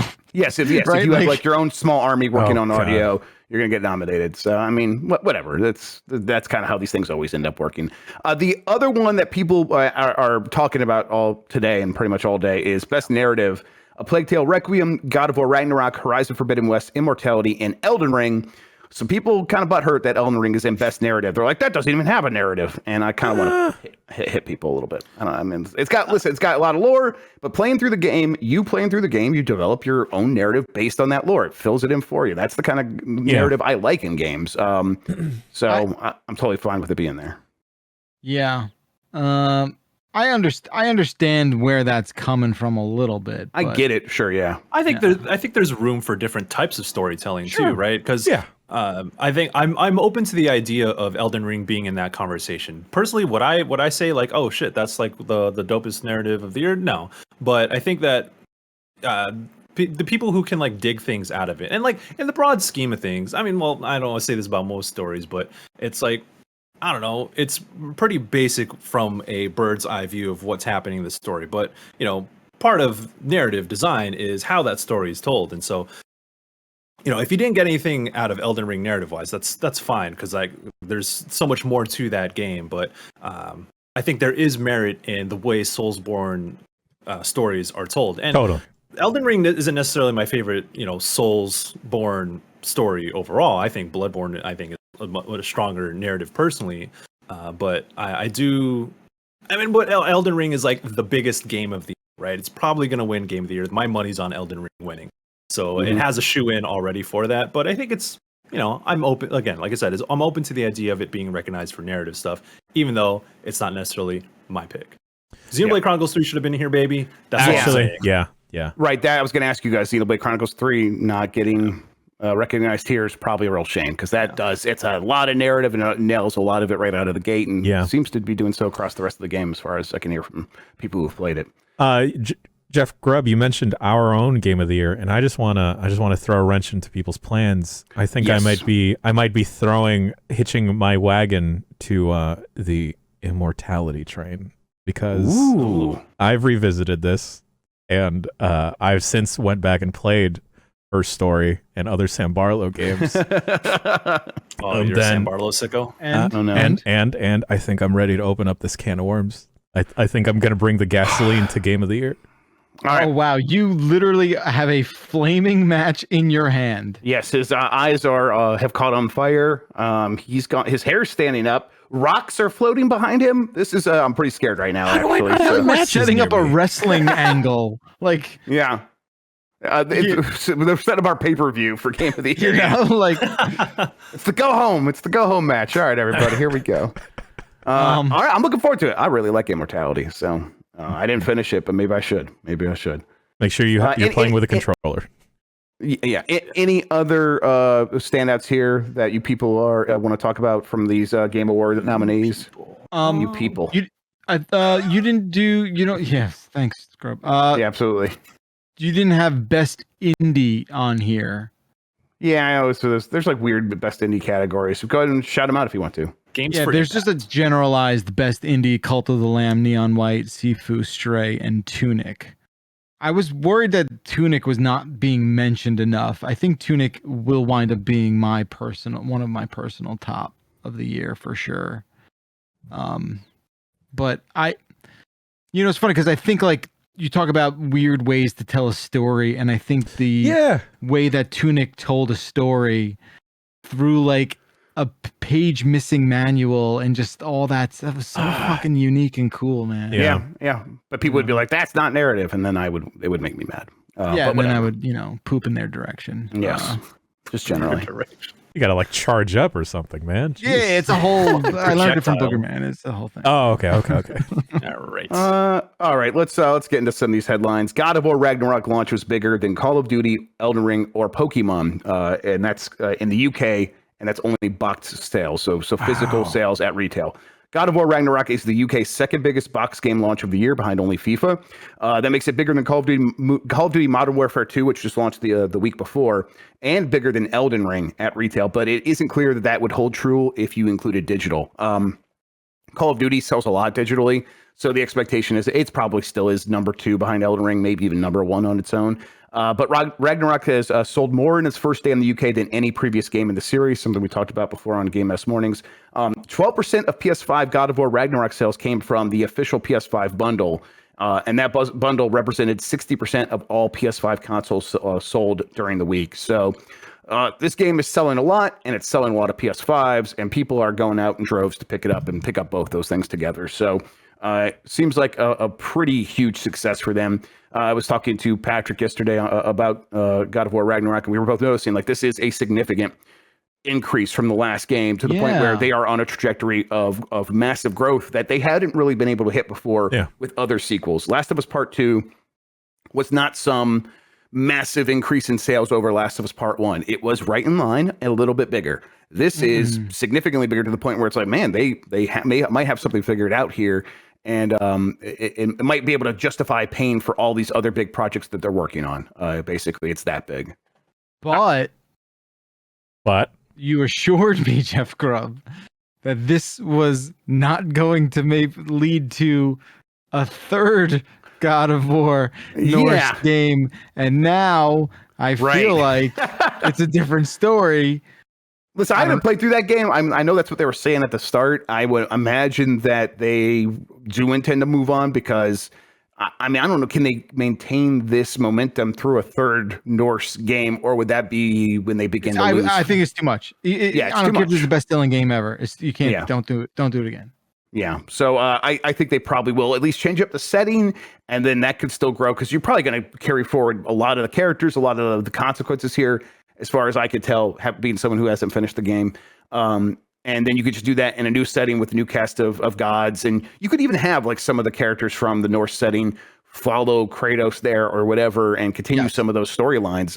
But I think they need to do like these really, really soft reboots every couple of games, like every 2 games, so that things don't get stale, because these games are way too big, way too expensive, and they don't want to give up this growth that they're getting. And one way to do that is to ensure that you are freshening things up each time. And it can't turn into Assassin's Creed, right? Where it's like, this is just now God of War in a new setting and everything else is the same. They'll have to do more than just that, but that'll give them a head start, at least, I think. They should, with God of War. Never mind. I don't want to put that evil into the universe. I don't want to. No, please. I'll strike it from the tape. You already talked about immortality. Okay. Yeah, right, you can't say anything worse than that. What do you have to say? What do you want to do to Kratos? They're just gonna turn him into like. So now he's sad dad. 2018 sad dad. 2022 begrudging dad. Right. What's next? Midlife crisis dad.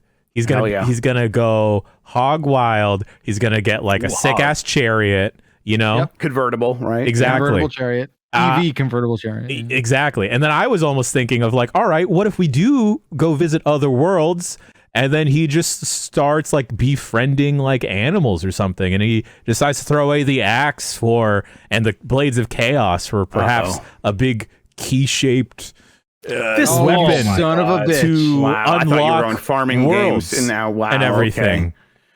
And then space. Okay, never mind. You're right. This Jesus. is way worse. This is way worse than immortality. y'all told me to say it. Here we are. I know. We made this bed. You now knew we better, must lie in it. and we forced you. Yeah, you're right. The PS5 Slim is coming in 2023. Okay, Grub. Yeah, this is from Don't put that evil out in the universe. Come on. TheLeak.co, which if you can't trust TheLeak.co, I don't know who you can trust. But my uncle who works at Sony. Tom Henderson at Insider Gaming also basically said this is what he's heard as well. Essentially, this is them taking all the revisions they've done to the base PS5 so far. They made the motherboard smaller. They have a more power efficient chip that uses a lot less heat, so they could use less cooling components. They're just going to take all that, shrink the inside even more, and then also shrink the outside. And those would be the only real changes to the PlayStation 5. For this Slim, that would come in 2023. No power improvements, most likely. Probably not even an increase in storage. It's just going to be a smaller PS5. To me, that seems more likely because that PS5 is fucking gigantic, and it's got to be a pain to ship across the world. It costs them money to store, ship, manufacture those things. Dude, the real estate this thing takes up, right? Yeah, like, think about how many more PS5s you could fit on a pallet. Right. I think it's exactly what they're thinking about, is how many PS5s we could fit onto a pallet. We want to be able to fit more because we want to sell 30 million of these things in a year. We don't want to be at 18, 20 million. We want to be way more than that. And, we're running into just logistical challenges actually pulling that off. Even if we can make enough, actually getting them around the world is, we could do it, but it's expensive. So this will save them a lot of money. It would also, kind of re-up stuff at the time in a generation when traditionally things sometimes begin to get, last generation, it did happen. The PS4 Pro came out about 3 years after the PS4.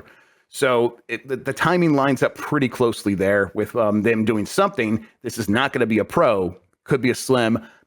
It sounds plausible to me, but do you guys have any interest in a Slim? Yes, please. Holy shit. Yeah. This right here, like, okay, so I have I'm a broke boy still, so I have an IKEA kind of your gigantic television. Okay. This is a 1080p TV, by the way. If I want to put a PS5 here, I have to put it slanted sideways without the stand, and then shove it in there. And even then, I feel like it's gonna fucking collapse my whole TV stand setup here. So please give me a PS5 Slim. I would gladly take it. Also, make it easier to install an external hard drive. It's not that hard. Yeah, it's not bad. But it is kind of like, you know what I'm saying? I got for the Xbox, I could just like plug something. You're right. In You're right. It's just DIY enough where like the second somebody sees a PCB, they're like, this is not for me. I can't do this. I get it. And a lot lot of people. I build computers too. Like I build rigs on, you know what I'm saying? I build computers, baby. So it's like, it's not that difficult, but still, I just want to like be able to plug something. Yeah, I think also like getting rid of that horizontal stand, where it's like, okay, you want to be able to sit on your side because that's the only way it fits in your entertainment center. Yeah. You got to use this stupid thing that screws on, and it's just so stupid. Yeah, I'm it just so sucks. confused by it. Yeah. Everyone is. I mean, Herman Holst famously just had his PS5 upside down without the stand in his entertainment center, and he is the president of PlayStation Worldwide Studios. So you can get confused by it pretty easily. So there's just a lot of reasons to do this. Most of them are it's going to save Sony money, and Sony is looking for every nickel and dime it can get from PlayStation right now. So I wouldn't be surprised if this thing launches in time for next holiday. Would they charge the current PS5 prices for this bad boy? Question. $550. This thing's going to be $550. Oh yeah, my God. 100%. You think? And I think they get rid of the first. Right? Yeah, but it's already cheaper to make, and they raised the price at the same time. Like, what happened was that die shrink that they did for the latest revision of the PS5. They can get a lot more chips on a wafer than they could before. So effectively, these things have already been reduced in cost, and they're getting a lot better yield. And when what they do, they raise the price at the same time, right when. Essentially, we're going to have a pretty good supply of the PlayStation 5 going forward from now on because of that revision. It's going to make it a lot easier for them to keep up with it. And so the demand probably would have been lessened slightly because it's going to get to a point pretty quickly after the holidays where you want to get a PS5, you're going to be able to find a PS5. Yeah. But while they still could, they raised the price because they want every nickel and dime right now. They're not going to lower the price. What they'll do is they'll put out the Slim $550.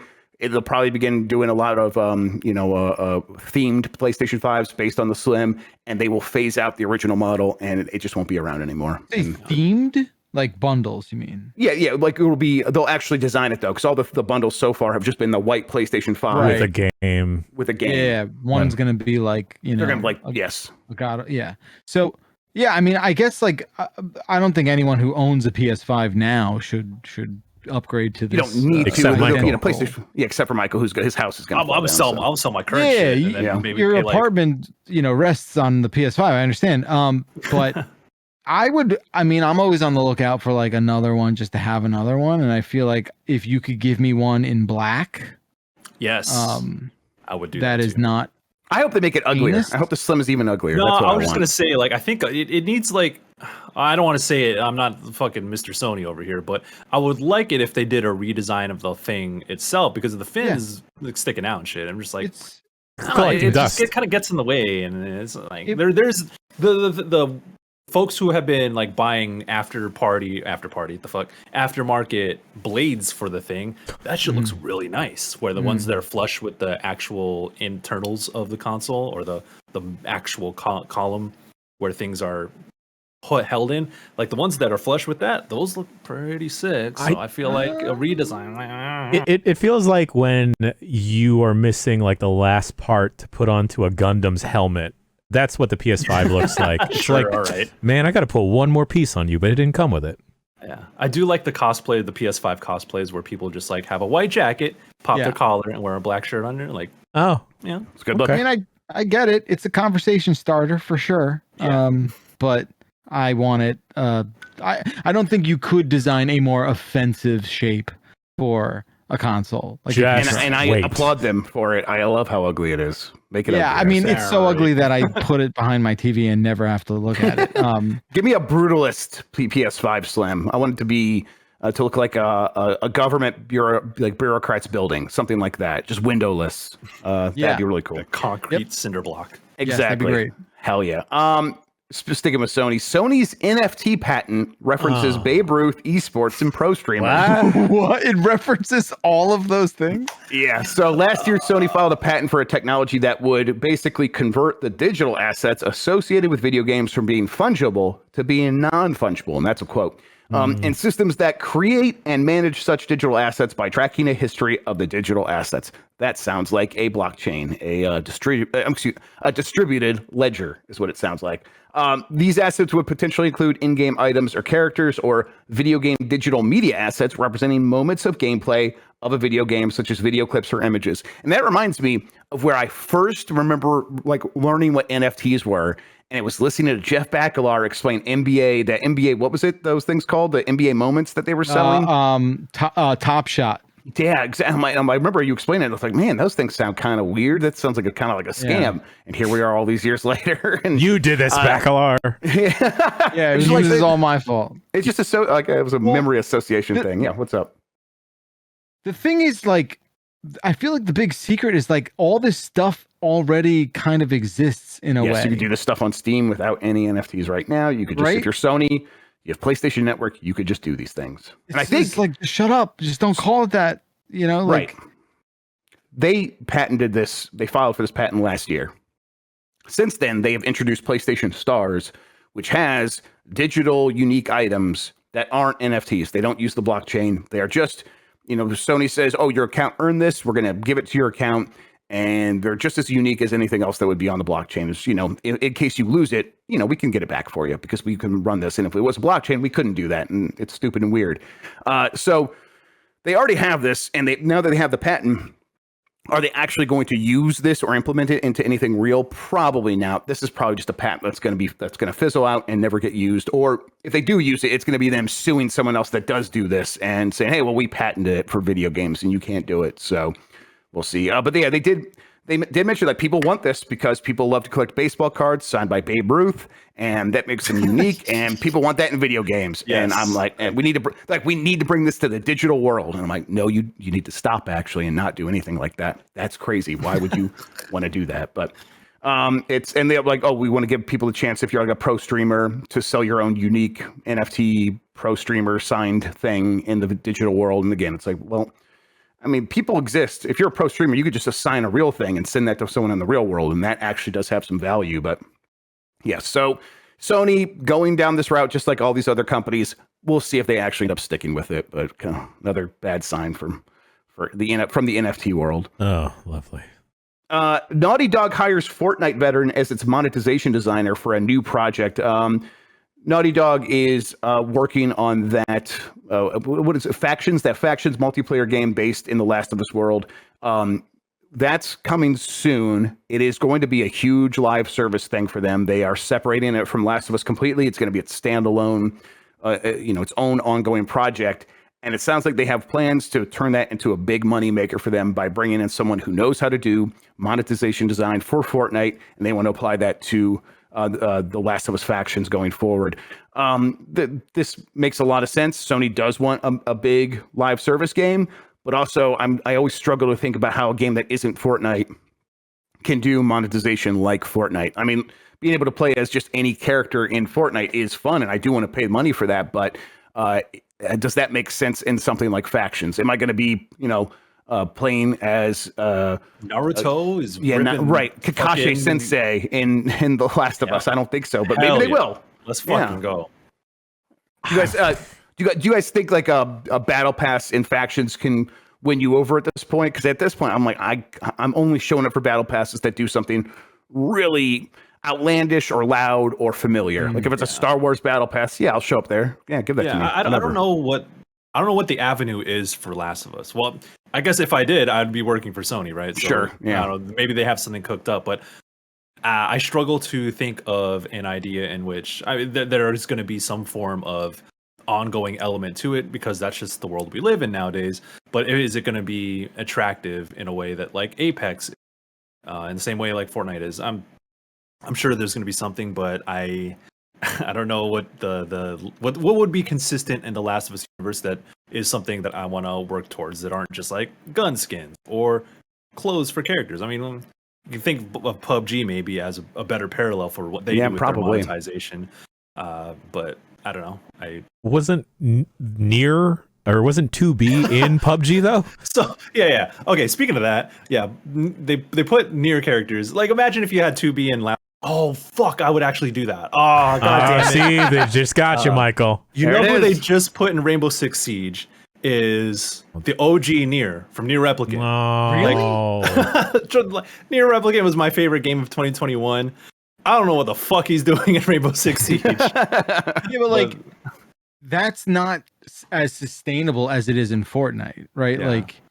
Right. But Fortnite's such an anomaly, and I think you're going to fall into a lot of weird traps if you just continually try and emulate.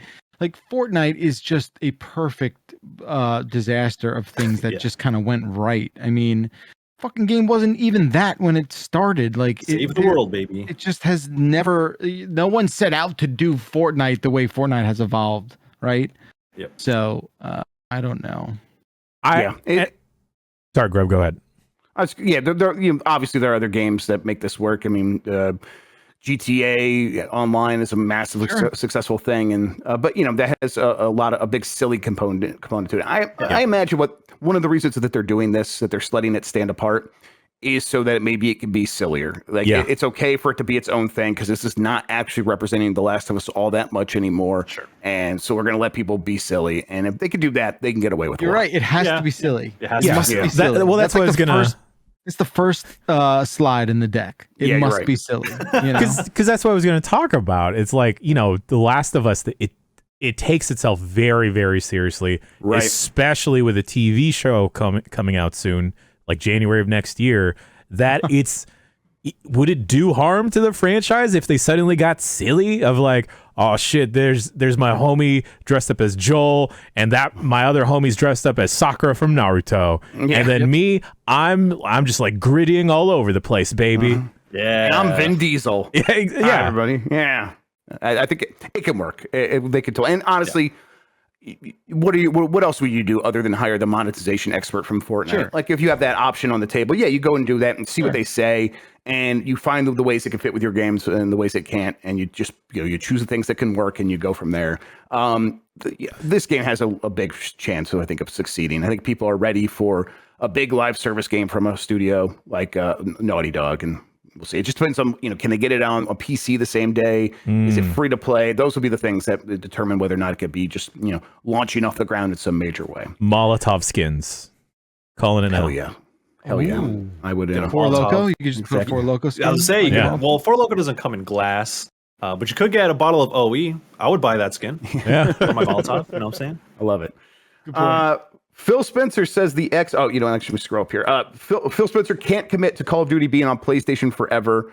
Obviously, we're back to this forever. Again. No, you can't. You can't. Right. That's kind of what he. Honestly, that's basically how he talked about it, Bakalar. So, he did an interview with The Verge where he said there's no contract that could be written that says forever, and he went on to call it basically silly to suggest that he could do that. But he does say that he expects Call of Duty to be on PlayStation for as long as people want to play Call of Duty on PlayStation. He says it's not about at some point I pull the rug underneath the PlayStation 7's leg and it's, you just didn't write the contract for long enough. And basically, he's speaking to all these people who say like he's trying to be Machiavellian, where he's like, listen, he's just saying he's going to do it for now. So the next generation, he could pull it out from underneath us. He's trying to say, no, that's not what we're going to do here. And he does go on to say that they're open to a longer term commitment with Sony, even if the idea of writing the word forever is still silly to him. This all is in line with what he said this entire time. I am starting to believe him. I don't know if everyone else is. I don't know if Sony is. And I get why Sony wants to get something just written down, get a real commitment that is legally binding, I suppose. But I think that Call of Duty is just going to be like a Minecraft for them if they are able to make this acquisition go through. Yeah. Right? Hardcore. Yeah, they'll still make money on it, and like those are huge user bases, like on PlayStation. I guess it's just a PlayStation at this point that they have to worry about. That's a huge player base, and Microsoft's going to make their money off selling copies of it on other platforms, like you said, Minecraft. So, but I don't know at what point do they like double down and say, well, want to push more hardware, then come fucking buy an Xbox or get a PC to play Call of Duty. I don't know. I don't see that. Well, I mean, this conversation is going to be happening for fucking years until there's something definitive. So get ready for more of these stories. I think what happens is that Sony just kind of, Jim Ryan gets sick to his stomach thinking, man, they're going to have so much leverage over us when it comes time to negotiate deals that involve PlayStation Plus, because Call of Duty sells a lot of PlayStation Plus subscriptions. Yeah. People get that so they can play online multiplayer like Call of Duty, and specifically Call of Duty. And I think in the past, Activision has gotten a kickback from Sony because Call of Duty drives so much money to PlayStation Plus. So some of that PlayStation Plus money goes to Activision. And those conversations will now be shifted over to Microsoft Gaming, and Phil Spencer will be in those meetings, sitting across saying, "We want our extra cut because we we send so much money your way." On top of the 70% of every game, Call of Duty game sold on PlayStation going to Microsoft. And it's like, you could see like the long-term effect of that being like Microsoft makes more and more and more money and outpaces PlayStation, and PlayStation has to play from behind in the future. It's not going to happen anytime soon, but long-term, they could see it getting to that point. and that's what they're trying to avoid. There's no real chance Call of Duty's just not on PlayStation though. Yeah, that's the concern. Yeah, but this is setting the table for a dark future, not unlike your TV carrier saying like, we don't carry FX anymore because FX doesn't want to play ball with our fees. And it's like, you realize that is the dark future we're headed towards. Yeah. I mean, we potentially could have already been there, but I don't think Activision would ever have the guts to do that. Maybe Microsoft would. And that's the difference, maybe. What if they trade like, hey, you keep putting out Call of Duty on our platform, we'll give you, Phil Spencer, a Babe Ruth NFT. There you go. Jesus Christ. Sweeten the pot. Bill, think about it, dog. Is that what the appetite? Let's see. Phil Spencer says the Xbox business will become untenable if it remains irrelevant on mobile. This comes from that same interview. Yeah, untenable. I like it. Yep. This is a quote. The idea that Activision is all about Call of Duty on console is a construct that might get created by our console competitor.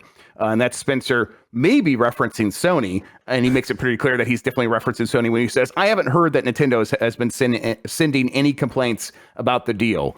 So he's obviously just saying, well, Nintendo's fine with this. This is all about Sony. But he goes on to say that it's bigger than Call of Duty. King, Activision's massive mobile gaming brand, is really the crown jewel of this deal. Because as the industry, video game industry, $200 billion, it's grown to that number largely over the last half decade, almost entirely because of mobile. All of the growth is coming from there. Console sales mostly flat, he's pointed out. And so he says, if we don't gain relevancy as a gaming brand in mobile, we're not alone. Excuse me. If we don't gain relevancy as a gaming brand, we're not alone in seeing this. Over time, the business will become kind of untenable for any of us. If we're not able to find customers on phones, on any screens that someone wants to play on, you really are going to get segmented to a niche part of the gaming industry that is going to run out and eventually become irrelevant, is what he's saying. So I think even if Call of Duty somehow got excised from this deal because of the EU or the CMA in the UK, they'd be like, all right, fine, as long as we can get King. And that seems to be the most important thing, because they believe that if we can establish ourselves on mobile, we can reach that next 200 million gamers in the world that are growing up with no interest in consoles because they're already just playing on their phone. Does that, you guys think that makes sense, or is this kind of him I don't think it makes sense from Call of Duty? I don't think it makes as much sense as it used to. Yeah. What part? I just know a lot of really young kids, and they play console games. Like I just refuse to believe that it's somehow this like ship that will leave the harbor and never be seen again. I just don't buy all that. Well, Phil Spencer's been talking about this ever since they've pushed cloud stuff. Right. We've interviewed him over the years, and he's pretty much been saying this is that that mobile is an untapped area that they can kind of claim. It's almost like uncharted territory. And if we could put Xbox properties in some sort of way, because for us in the industry, we think consoles and PCs, and maybe in the West and in parts of Asia too, like consoles are a big mainstay. But there's so many more places around the world that they can tap into that consoles, other parts of the world don't think about consoles the same way that we do, but Sure. They all have phones. And people make memes about like, oh, but everyone has a phone, right? Well, everyone kind of does have a phone, though. The problem also is infrastructure for things like cloud to work. Sure. But if they can get, and that's always been the goal, is to get Game Pass subscribers who are they have, Microsoft has their hands in everyone. No matter how you play, they have their hands on you in some form or fashion. That's kind of always been their goal, and it's always made sense to me. Like, I'm never going to it's cool to boot up Game Pass on my phone as a novelty and be like, all right, I'm never gonna go to my Steam Deck, or I'm gonna play on my Series S, whatever. But so many more people don't think like that around the world. So but like you said it yourself, right? He's been talking about this for like a decade, right? Yeah, and it's what? It's okay. also kind of the same thing with their studio acquisitions too. We're still kind of waiting for those the fruits of that labor. I guess so. Maybe it's another one of those things that Microsoft is kind of they're at not a breaking point, but they're just we need something, and we need to see the next step for us to believe that this is going to work. I think there is a line of thinking that it has to be one or the other, and I think that is the fallacy. I think they are mutually exclusive. Definitely. And I think for the longest time, people were like, yo, Call of Duty is going away and Candy Crush is here forever. And everyone in the future is going to be playing Candy Crush and no one's going to be playing Warzone. And that's how the future is going to look like. And I think that you're going to have ebbs and flows of like where that sort of nets out. But I think they're exclusive to each platform. I don't think there's this sort of like one will eclipse the other and sort of erase it. Right. I think I think what he's probably saying here is that there's a future where the next Minecraft or the next World of Warcraft, the next biggest thing in the world, can come from a place that isn't consoles and isn't PC, and we would be left out of that. And that's what they want to be about. there first. They want if something like that happens, they want to have that shit in place. Yes. The thing is, I don't feel that you can't manufacture that though. They can acquire as many studios as possible. I guess so. But like you can try and acquire as many studios as possible, and then like look at one of the hot things. Two of the hot things is like Marvel Snap and Vampire Survivors. That's not happening in like a Microsoft factory or lab anywhere. No, you definitely can't manufacture these things. Yeah, so it's like, but I still get what he's like. If we can have these games all under our roof, and we could put out something like a Microsoft store on mobile, which probably just wouldn't work also. But I get the appeal of that. Then in the future, when these things do happen, we could find ways to bring them onto our services and offer them up to the rest of the world and help them grow and be a part of that. Because right now they're just completely ill-equipped to do anything like that on mobile. But it does sound like trying to apply an old way of thinking to these new things, and it might not totally work. And I agree with you, Bakalar. This does sound a lot like what we were hearing in 2012, 2013, where it's like, hey, if we don't get on mobile, consoles are just going to disappear, and that's just not going to be the case. Was a lot of that talk more so like looking to enter the mobile market from like a mobile device entryway rather than like just getting on mobile phones, like Microsoft wanting to like get like their version of the Switch or their version of Steam Deck versus now just getting their service of Game Pass onto an iPhone, onto a Steam Deck? I mean, even then it was just looking around, be like, man, mobile games are so cheap to make and they make so much money. No one's going to want to invest in this stuff. We don't want to invest in any of this stuff. So this is going to be the last generation of consoles. That's what it was in 2012. And so they spent no money investing in consoles then, and they put them out and they were very successful despite all the evidence to the contrary, that these things shouldn't succeed, that you put out really underpowered systems, and so because that was proven wrong, and since then consoles do seem like they've been growing, or at least they've been their stature within the industry has been growing.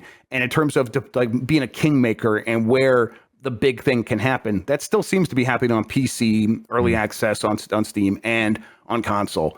And but it also, I get, if you're Microsoft, you're looking around like, well, we have those things figured out, or we're figuring out PC right now. We have console figured out. We're going to figure out our store on PC. And in the meantime, what are we doing on mobile? Everything we've tried to do has just failed. And obviously just having a third pillar to go alongside that is what this is really about. And it's not about, I don't think really Xbox is going to disappear if they don't have King. Like, that just doesn't make a lot of sense to me. No. But they can make a lot more profits if they have a lot more things happening across different platforms. That is true, and that I do believe. All right. Cyberpunk 2077's Phantom Liberty expansion won't be a free DLC. Speaking of Games Radar, CDPR's global PR director Radek Grabowski confirmed that as for the expansion pricing, we have not revealed the exact details yet, but it will be a paid one. This isn't new for CDPR. They did paid expansions for Witcher 3, but I think there was some question about whether they would go back to that well for Cyberpunk, a game that has been up and down, more down than up, but it's on the upswing. So maybe this is a decision they were like holding until the last minute. And now that it seems to be in a good place with Cyberpunk, they're ready to be like, yeah, we are going to charge people for this. I think they could probably get away with this now, right? People seem pretty happy with Cyberpunk.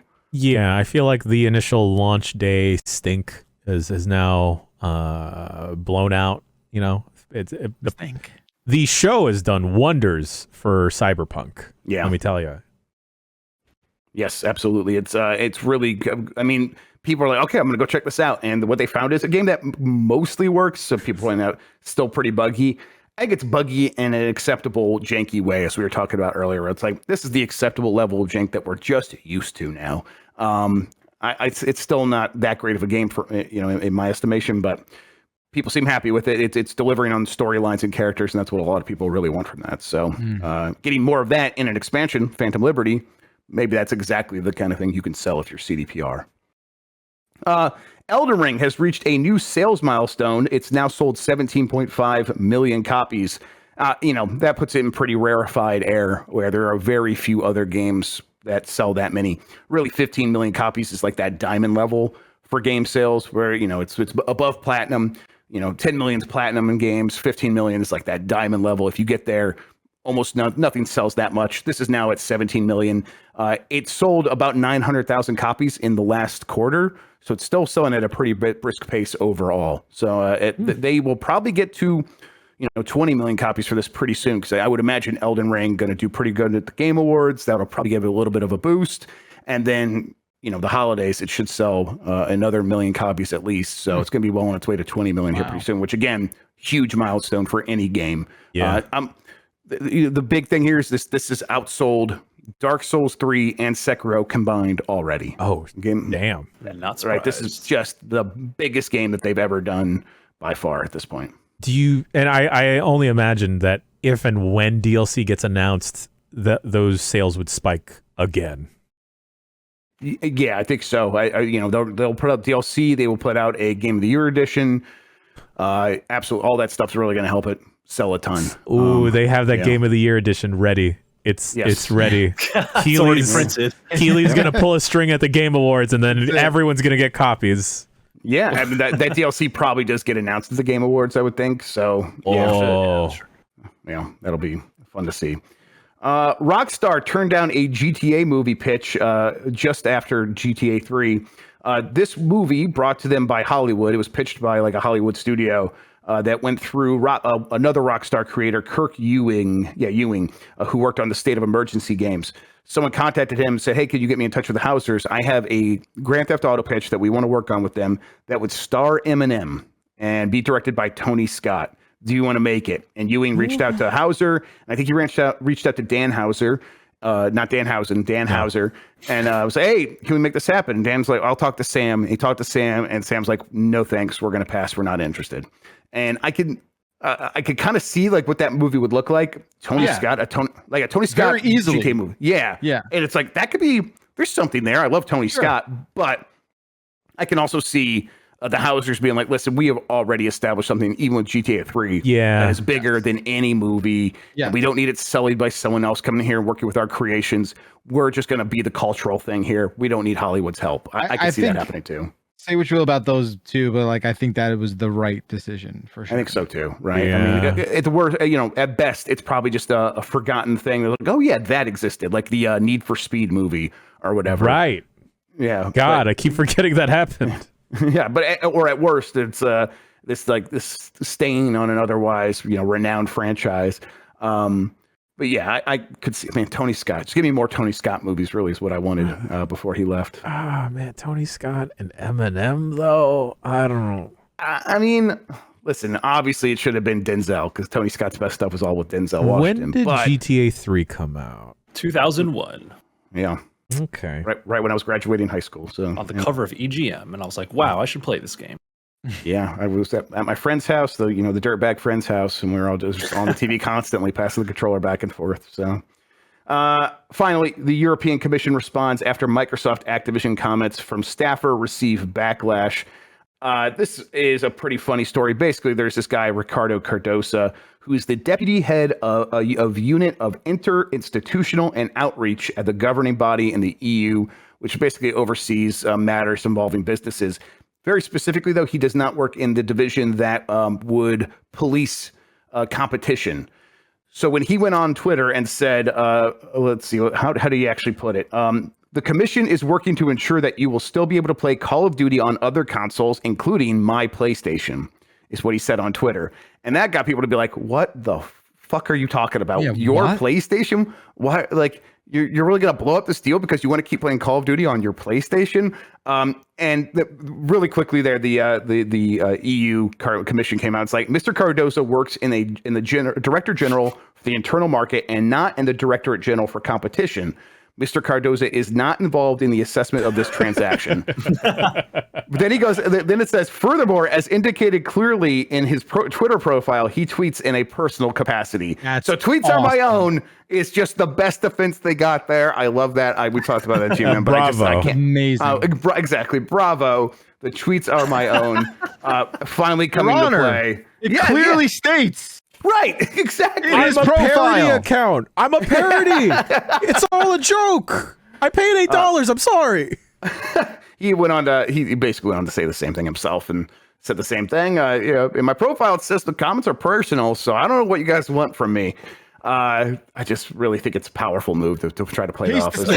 Please take that seriously. Sustained. Yeah. If you put in your Twitter profile that my opinions are those of my employer and everyone else, and they should be your opinions as well, do you think people would take that seriously? But yes. Yeah, I think they should. I mean, they hold the same amount of fucking water. Exactly. Yeah, I mean, this was not that big of a deal in the end because this guy is not going to have any power over this. This will probably be decided by people who are not out there talking about their PlayStation. But yeah. Not my PlayStation. Yeah, hashtag not my PlayStation. That does it for the news, though, Jan. I'm ready to hand this back over to you, big boy. Ooh, all right. Well, it's really hot. I'm going to let this cool down. We're going to take a quick bricky break. We'll be back with some emails, and we'll see you soon. I'm ready to talk about and read some electronic mails sent by you, the folks at home. I don't have the audio ready. Why don't I ever save this? Here it is. I'm going to lower this volume and play it right now. These are the emails for the show. Come send your emails to the show. Bombcast@giantbomb.com. Oh, fantastic. Fantastic. Let's read a baby's handful of emails. We don't got to read all of them. Just a skosh. Oh, you know, that might actually tie into one of the emails this week. If you want to send an email in, send it to bombcast@giantbomb.com. We might read it. Please title it properly because there is a lot of spam in that account. It is like trudging through slime. Maybe we should change the email at some point. Oh. Yeah, we have the power to do that. We should maybe do that. I feel like maybe it's time for a reboot of the email. Yeah. It's like castbomb@giantbomb.com. Just to confuse people. First email comes from Arthur in Portsmouth, UK. Dear Bombcastanets, as full-size photorealistic humans, which Sonic character would you be most willing to kiss? Arthur, Portsmouth, UK. Kiss Sonic. Yeah, Sonic seems fine. I'll kiss Sonic too. That's 3 for Sonic. Knuckles. Now I feel like I gotta kiss Sonic now, just through like peer pressure here. Like I ain't gonna make out with Sonic. Is it like little kiss on the cheek? Yeah, kiss on the cheek, right? Or I'll kiss him on the lips. Whoa! All right, that's all you, baby. Oh, okay, well that's adorable. Dr. Robotnik, show him some love. If it's kissing Jim Carrey, I'll try it just to say I did it. No, I want like Dr. Robotnik from the game. Listen, I got the body type of a Dr. Robotnik, so I identify with him very well. You do have very long legs. Yeah, that wiry mustache of yours. If we're going all Sonic, I want to kiss Sally Acorn, actually. Who the fuck is that? Let me tell you. There was a time where I got really, really into the Sonic comic books. Oh, she's got like Chip and Dale energy, right? If you are a fan of Gadget from Rescue Rangers, boy howdy, let me tell you about Sally Acorn. She's sporty. 34. I mean, listen, the fifth picture here is just her not wearing any clothes, but she's not wearing any clothes. Yeah. You know many of these she's not. I better not say. All right. Best Sally Acorn at the AVN goes to. Cut that. Cut that. Save that for later. That's just for us. Yeah, clip that. Yeah, we gotta make this happen.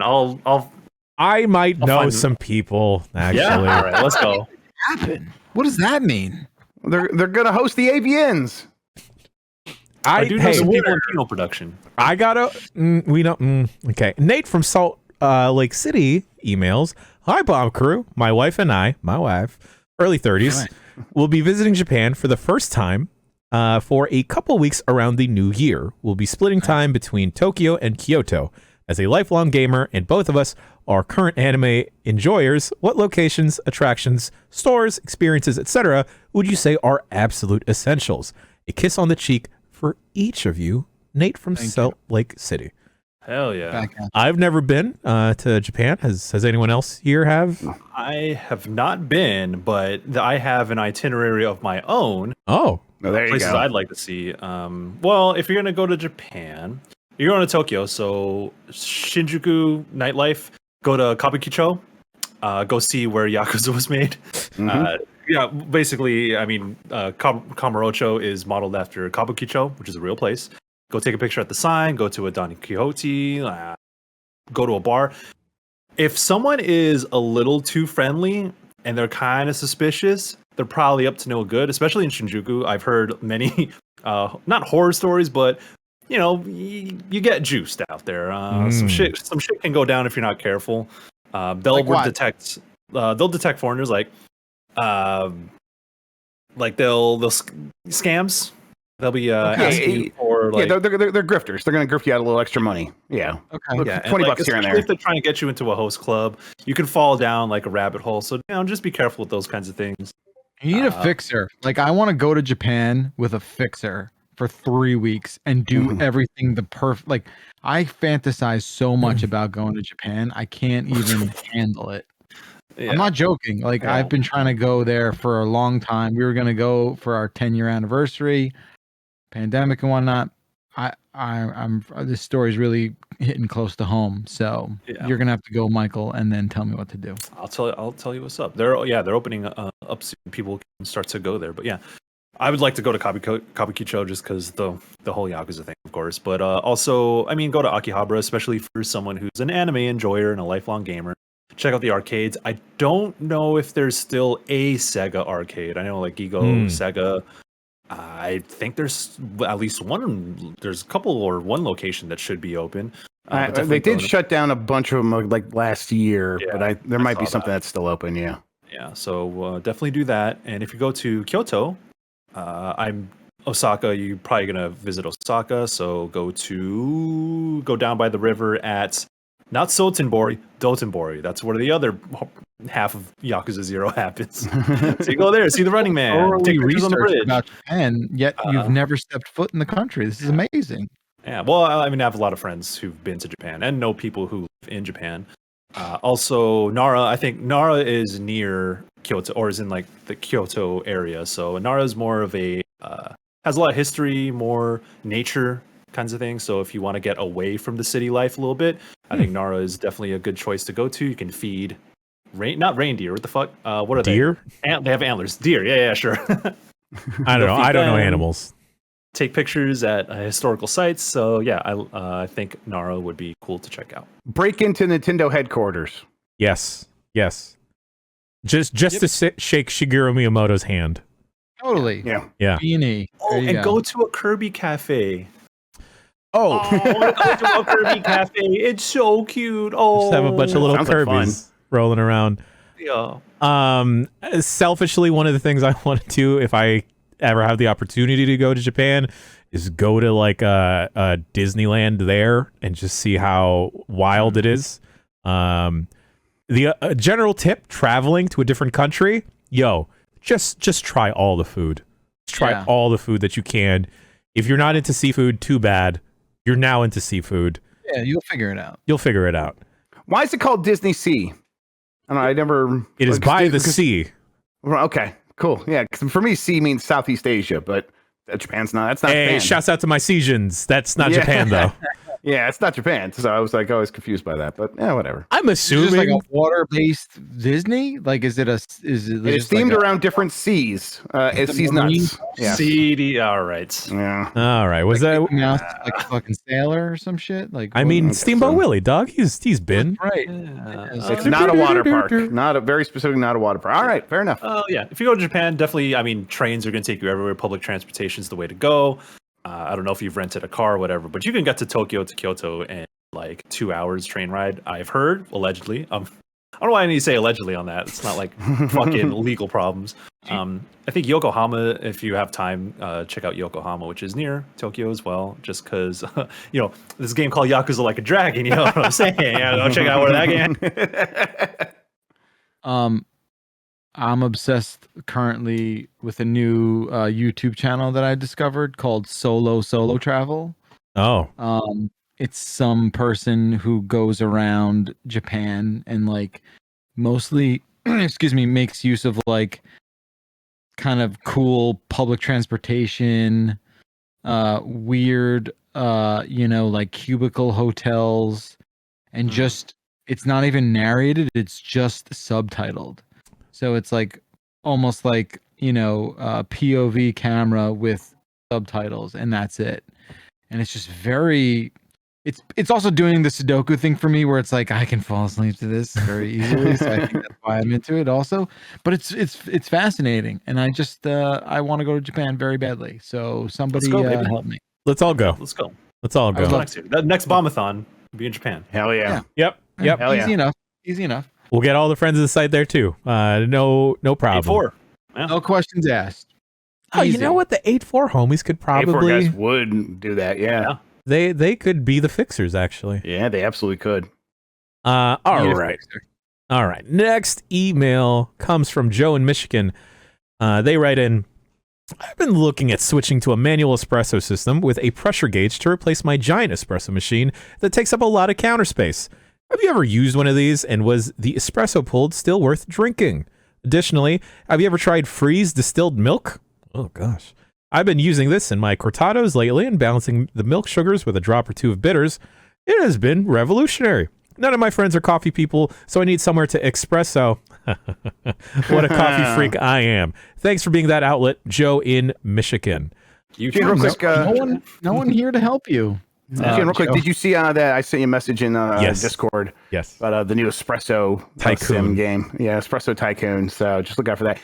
That also has a nautical theme for something. It's an underwater Espresso Tycoon, whatever. But yeah, I thought of you as soon as I saw it, so I sent it over. It put a pleasant smile on my face this morning. It's like, oh, good. Thanks, Grub. Okay. Yeah, no problem. I have a manual espresso machine. It is the Lelit Cafe Lot Robot, Lelit Cafe LAT Robot. It's a manual espresso machine, has a pressure gauge. If you're only in it for espresso, hard recommend. Steaming milk with like a stovetop steamer is really difficult to get a consistent pressure on that bad boy. I mean, I guess you could also go the French press steamed milk route if you wanted lattes still, but Cafe Lot Robot, can't recommend that shit enough, but you will need a good grinder. But if you have an espresso machine, you probably already have a good grinder.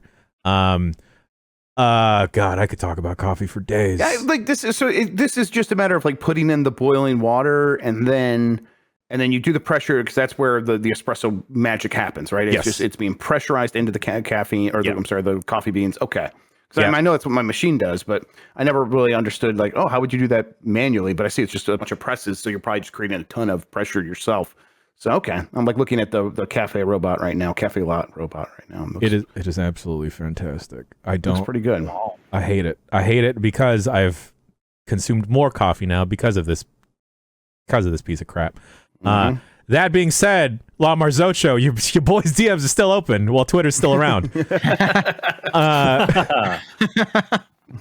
Yo, they got offer code Bombcast. Yo, Bakalar, you remember that there was that one meeting we're talking about espresso machines. I linked you one thing. They've now since released a even smaller espresso machine, the Linnea Micra, and goddamn, I need it. I have no space on my countertop, even though it has shrunk dramatically. Next email comes from Jeff in Quebec City. I'll take your old one. I only got the Robot. I only got the Robot. Look at the price on this bad boy. Okay. Yeah. Okay. Yeah. I'm sorry. Like, that is so much money for espresso. I guess. Right? Hey, if you're like me and you drink too much coffee every day, But this works. Think about it. You spend $1,000 on your phone, right? This is a buy it for life. Yeah, it's because of that mentality that you have perpetrated onto me that has poisoned my mind. I know, I'm a bad influence. It comes in with that. blue. I say do what makes you happy if you can afford it. Ooh, so. that's cute. That's real cute, these colors. Ooh, the yellow. Holy shit, look at that. Oh, my God. Oh, no, they do payment plans. No, Costs I as much can't as a do used this. Toyota. Of course they do payment plans. If you could get this Yeah. for no interest, Jan, fucking go for it. Oh, no, I can't. I'm Yeah, 0% APR. Ooh, look at that. We're expensive. Dude, 0% APR. Let's go. Credit check, perhaps, but like $136 a month for the rest of your life. Let's go for it. Hell Dude, yeah. ruin your credit on this Lena Micro. Okay, My boss told me to, so I'm gonna do it. Mm-hmm. I'll write whatever note you need. To my partner specifically. Yeah, it'll be sympathy there. It comes in hot rod red. All right. Maybe the last email today comes from Jeff in Quebec City. Dear GB crew and crewette, what is your favorite non-English word? If possible, a word that you actually use in some context, like zeitgeist, je ne sais quoi, kawaii, and so on. I'll go first, but in reverse because I'm a non-native speaker. My favorite English word is clusterfuck. It has such weight and power and can be applied to any conversation. The closest we get in French is bourbier, which translates to quagmire, both a swamp area and delicate situation. There is no word as fun and as precise as clusterfuck. Kiss on the cheek. You decide which ones. Oh, Jeff from Quebec City. Ooh, all right. How they do it in Quebec. All right. All right. I feel like clusterfuck was not always a word. I feel like that came into existence in the last 10 years or 20 years, right? Like, sure, yeah. I feel like that's something like Arlie Ermy said in Full Metal Jacket or something. I don't know. yeah? Okay, so it's been around. I don't know. I feel like my dad's been saying that. Yeah, but new words just as valuable, just as valuable. Oh, sure. Yeah, Yeah, 100%. I like new words. Yeah. I feel like for me, like Jan and I mean, we grew up with our parents speaking Tagalog, so like there's a lot of Tagalog words that we just say. Bastos, I use bastos a lot. Sucio is a Spanish word, but like Sucio gang, you know the vibes. That's just something we use. I don't know. Tangina. I don't say tangina, but like, Whoa. I know it when I hear it. Why would you say that, Michael? Oh my god. Or susmariosa. Oh, yeah. Okay. Sometimes I just say that like, fuck. Like, fun little word. So, susmariose, right?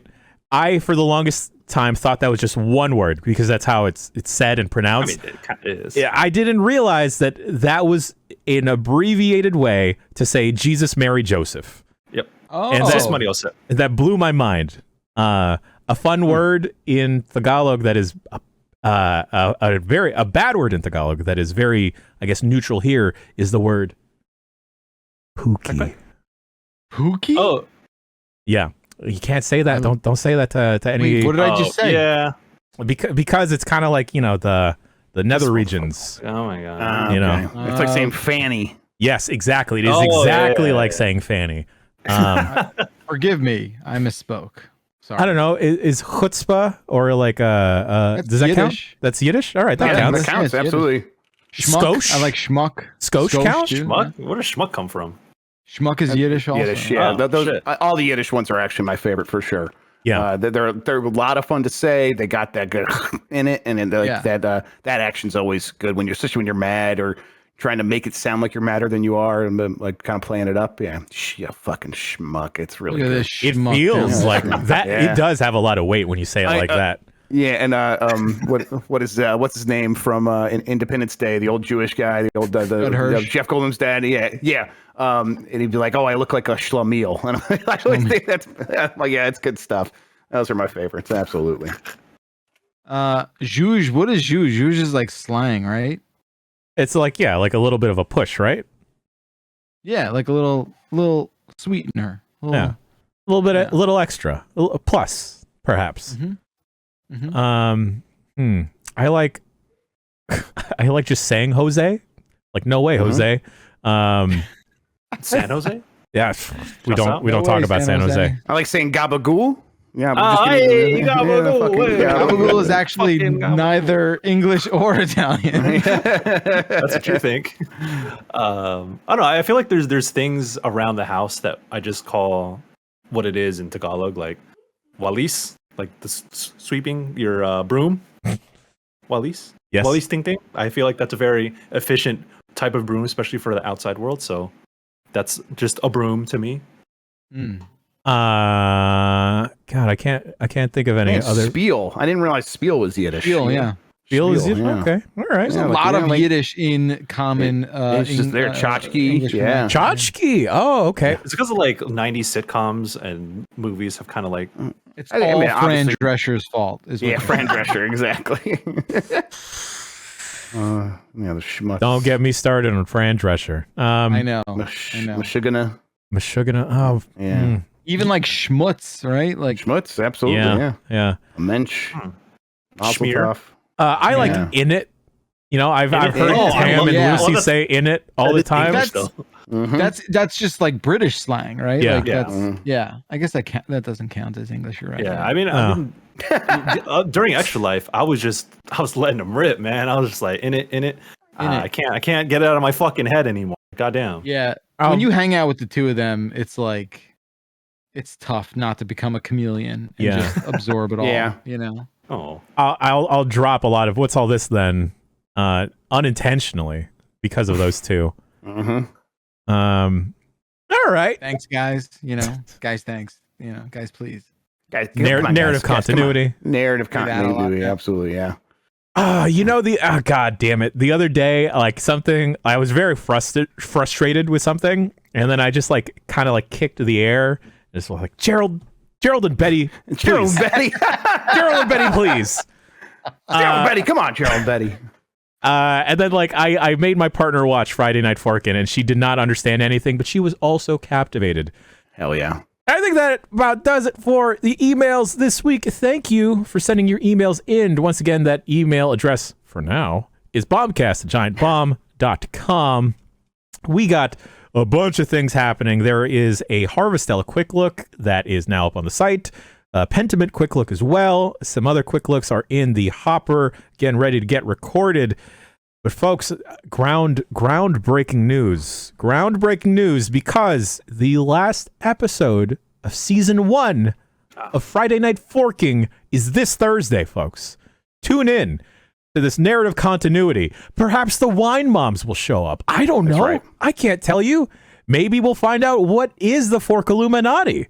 It's real. I can feel it. It's real. It is real. I think we're the Fork Illuminati. I don't know. I can't tell you. Listen, I don't know if we would be allowed to say it if we were. Yeah, right. We have to pass the trials and everything. And if none of this means anything to you, I strongly suggest you at least check out one episode of Friday Night Forking. It is a wonderful fever dream.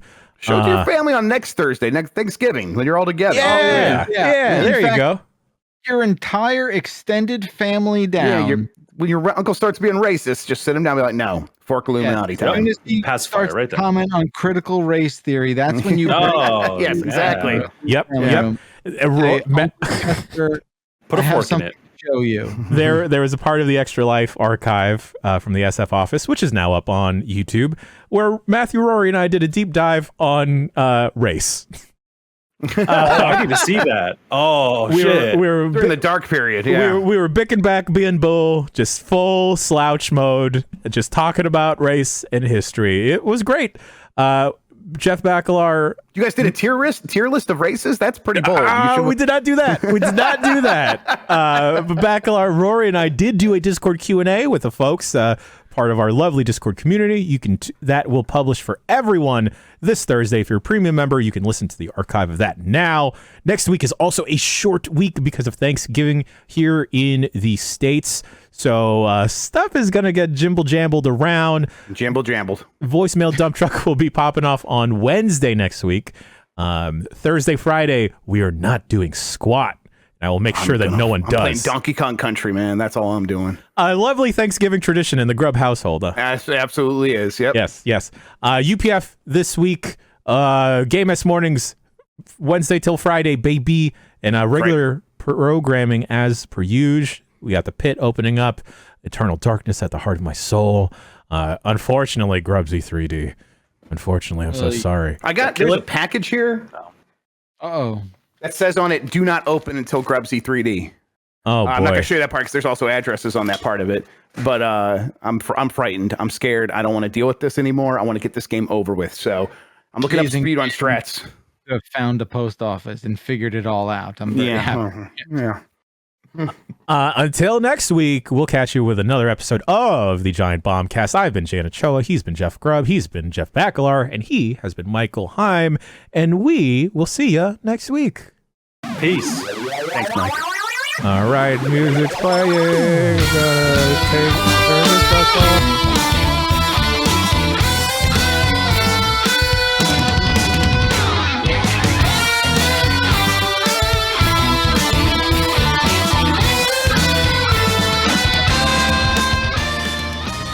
The Giant Bombcast is hosted and live produced by Jan Ochoa, with support from Jeff Grubb, Dan Reichert, Jess O'Brien, Lucy James, Tamor Hussein, Jason A. Stryker, Matthew Rory, and me, Jeff Bakalar. Our theme music is provided by Tom Monda. Our logo is designed by Dave Schopenek, and you can find him online with the handle @Dave Saved the Day. Justin Vachon is our sweet little art boy. And thank you so much for listening. Of course, a kiss on the cheek to you at home.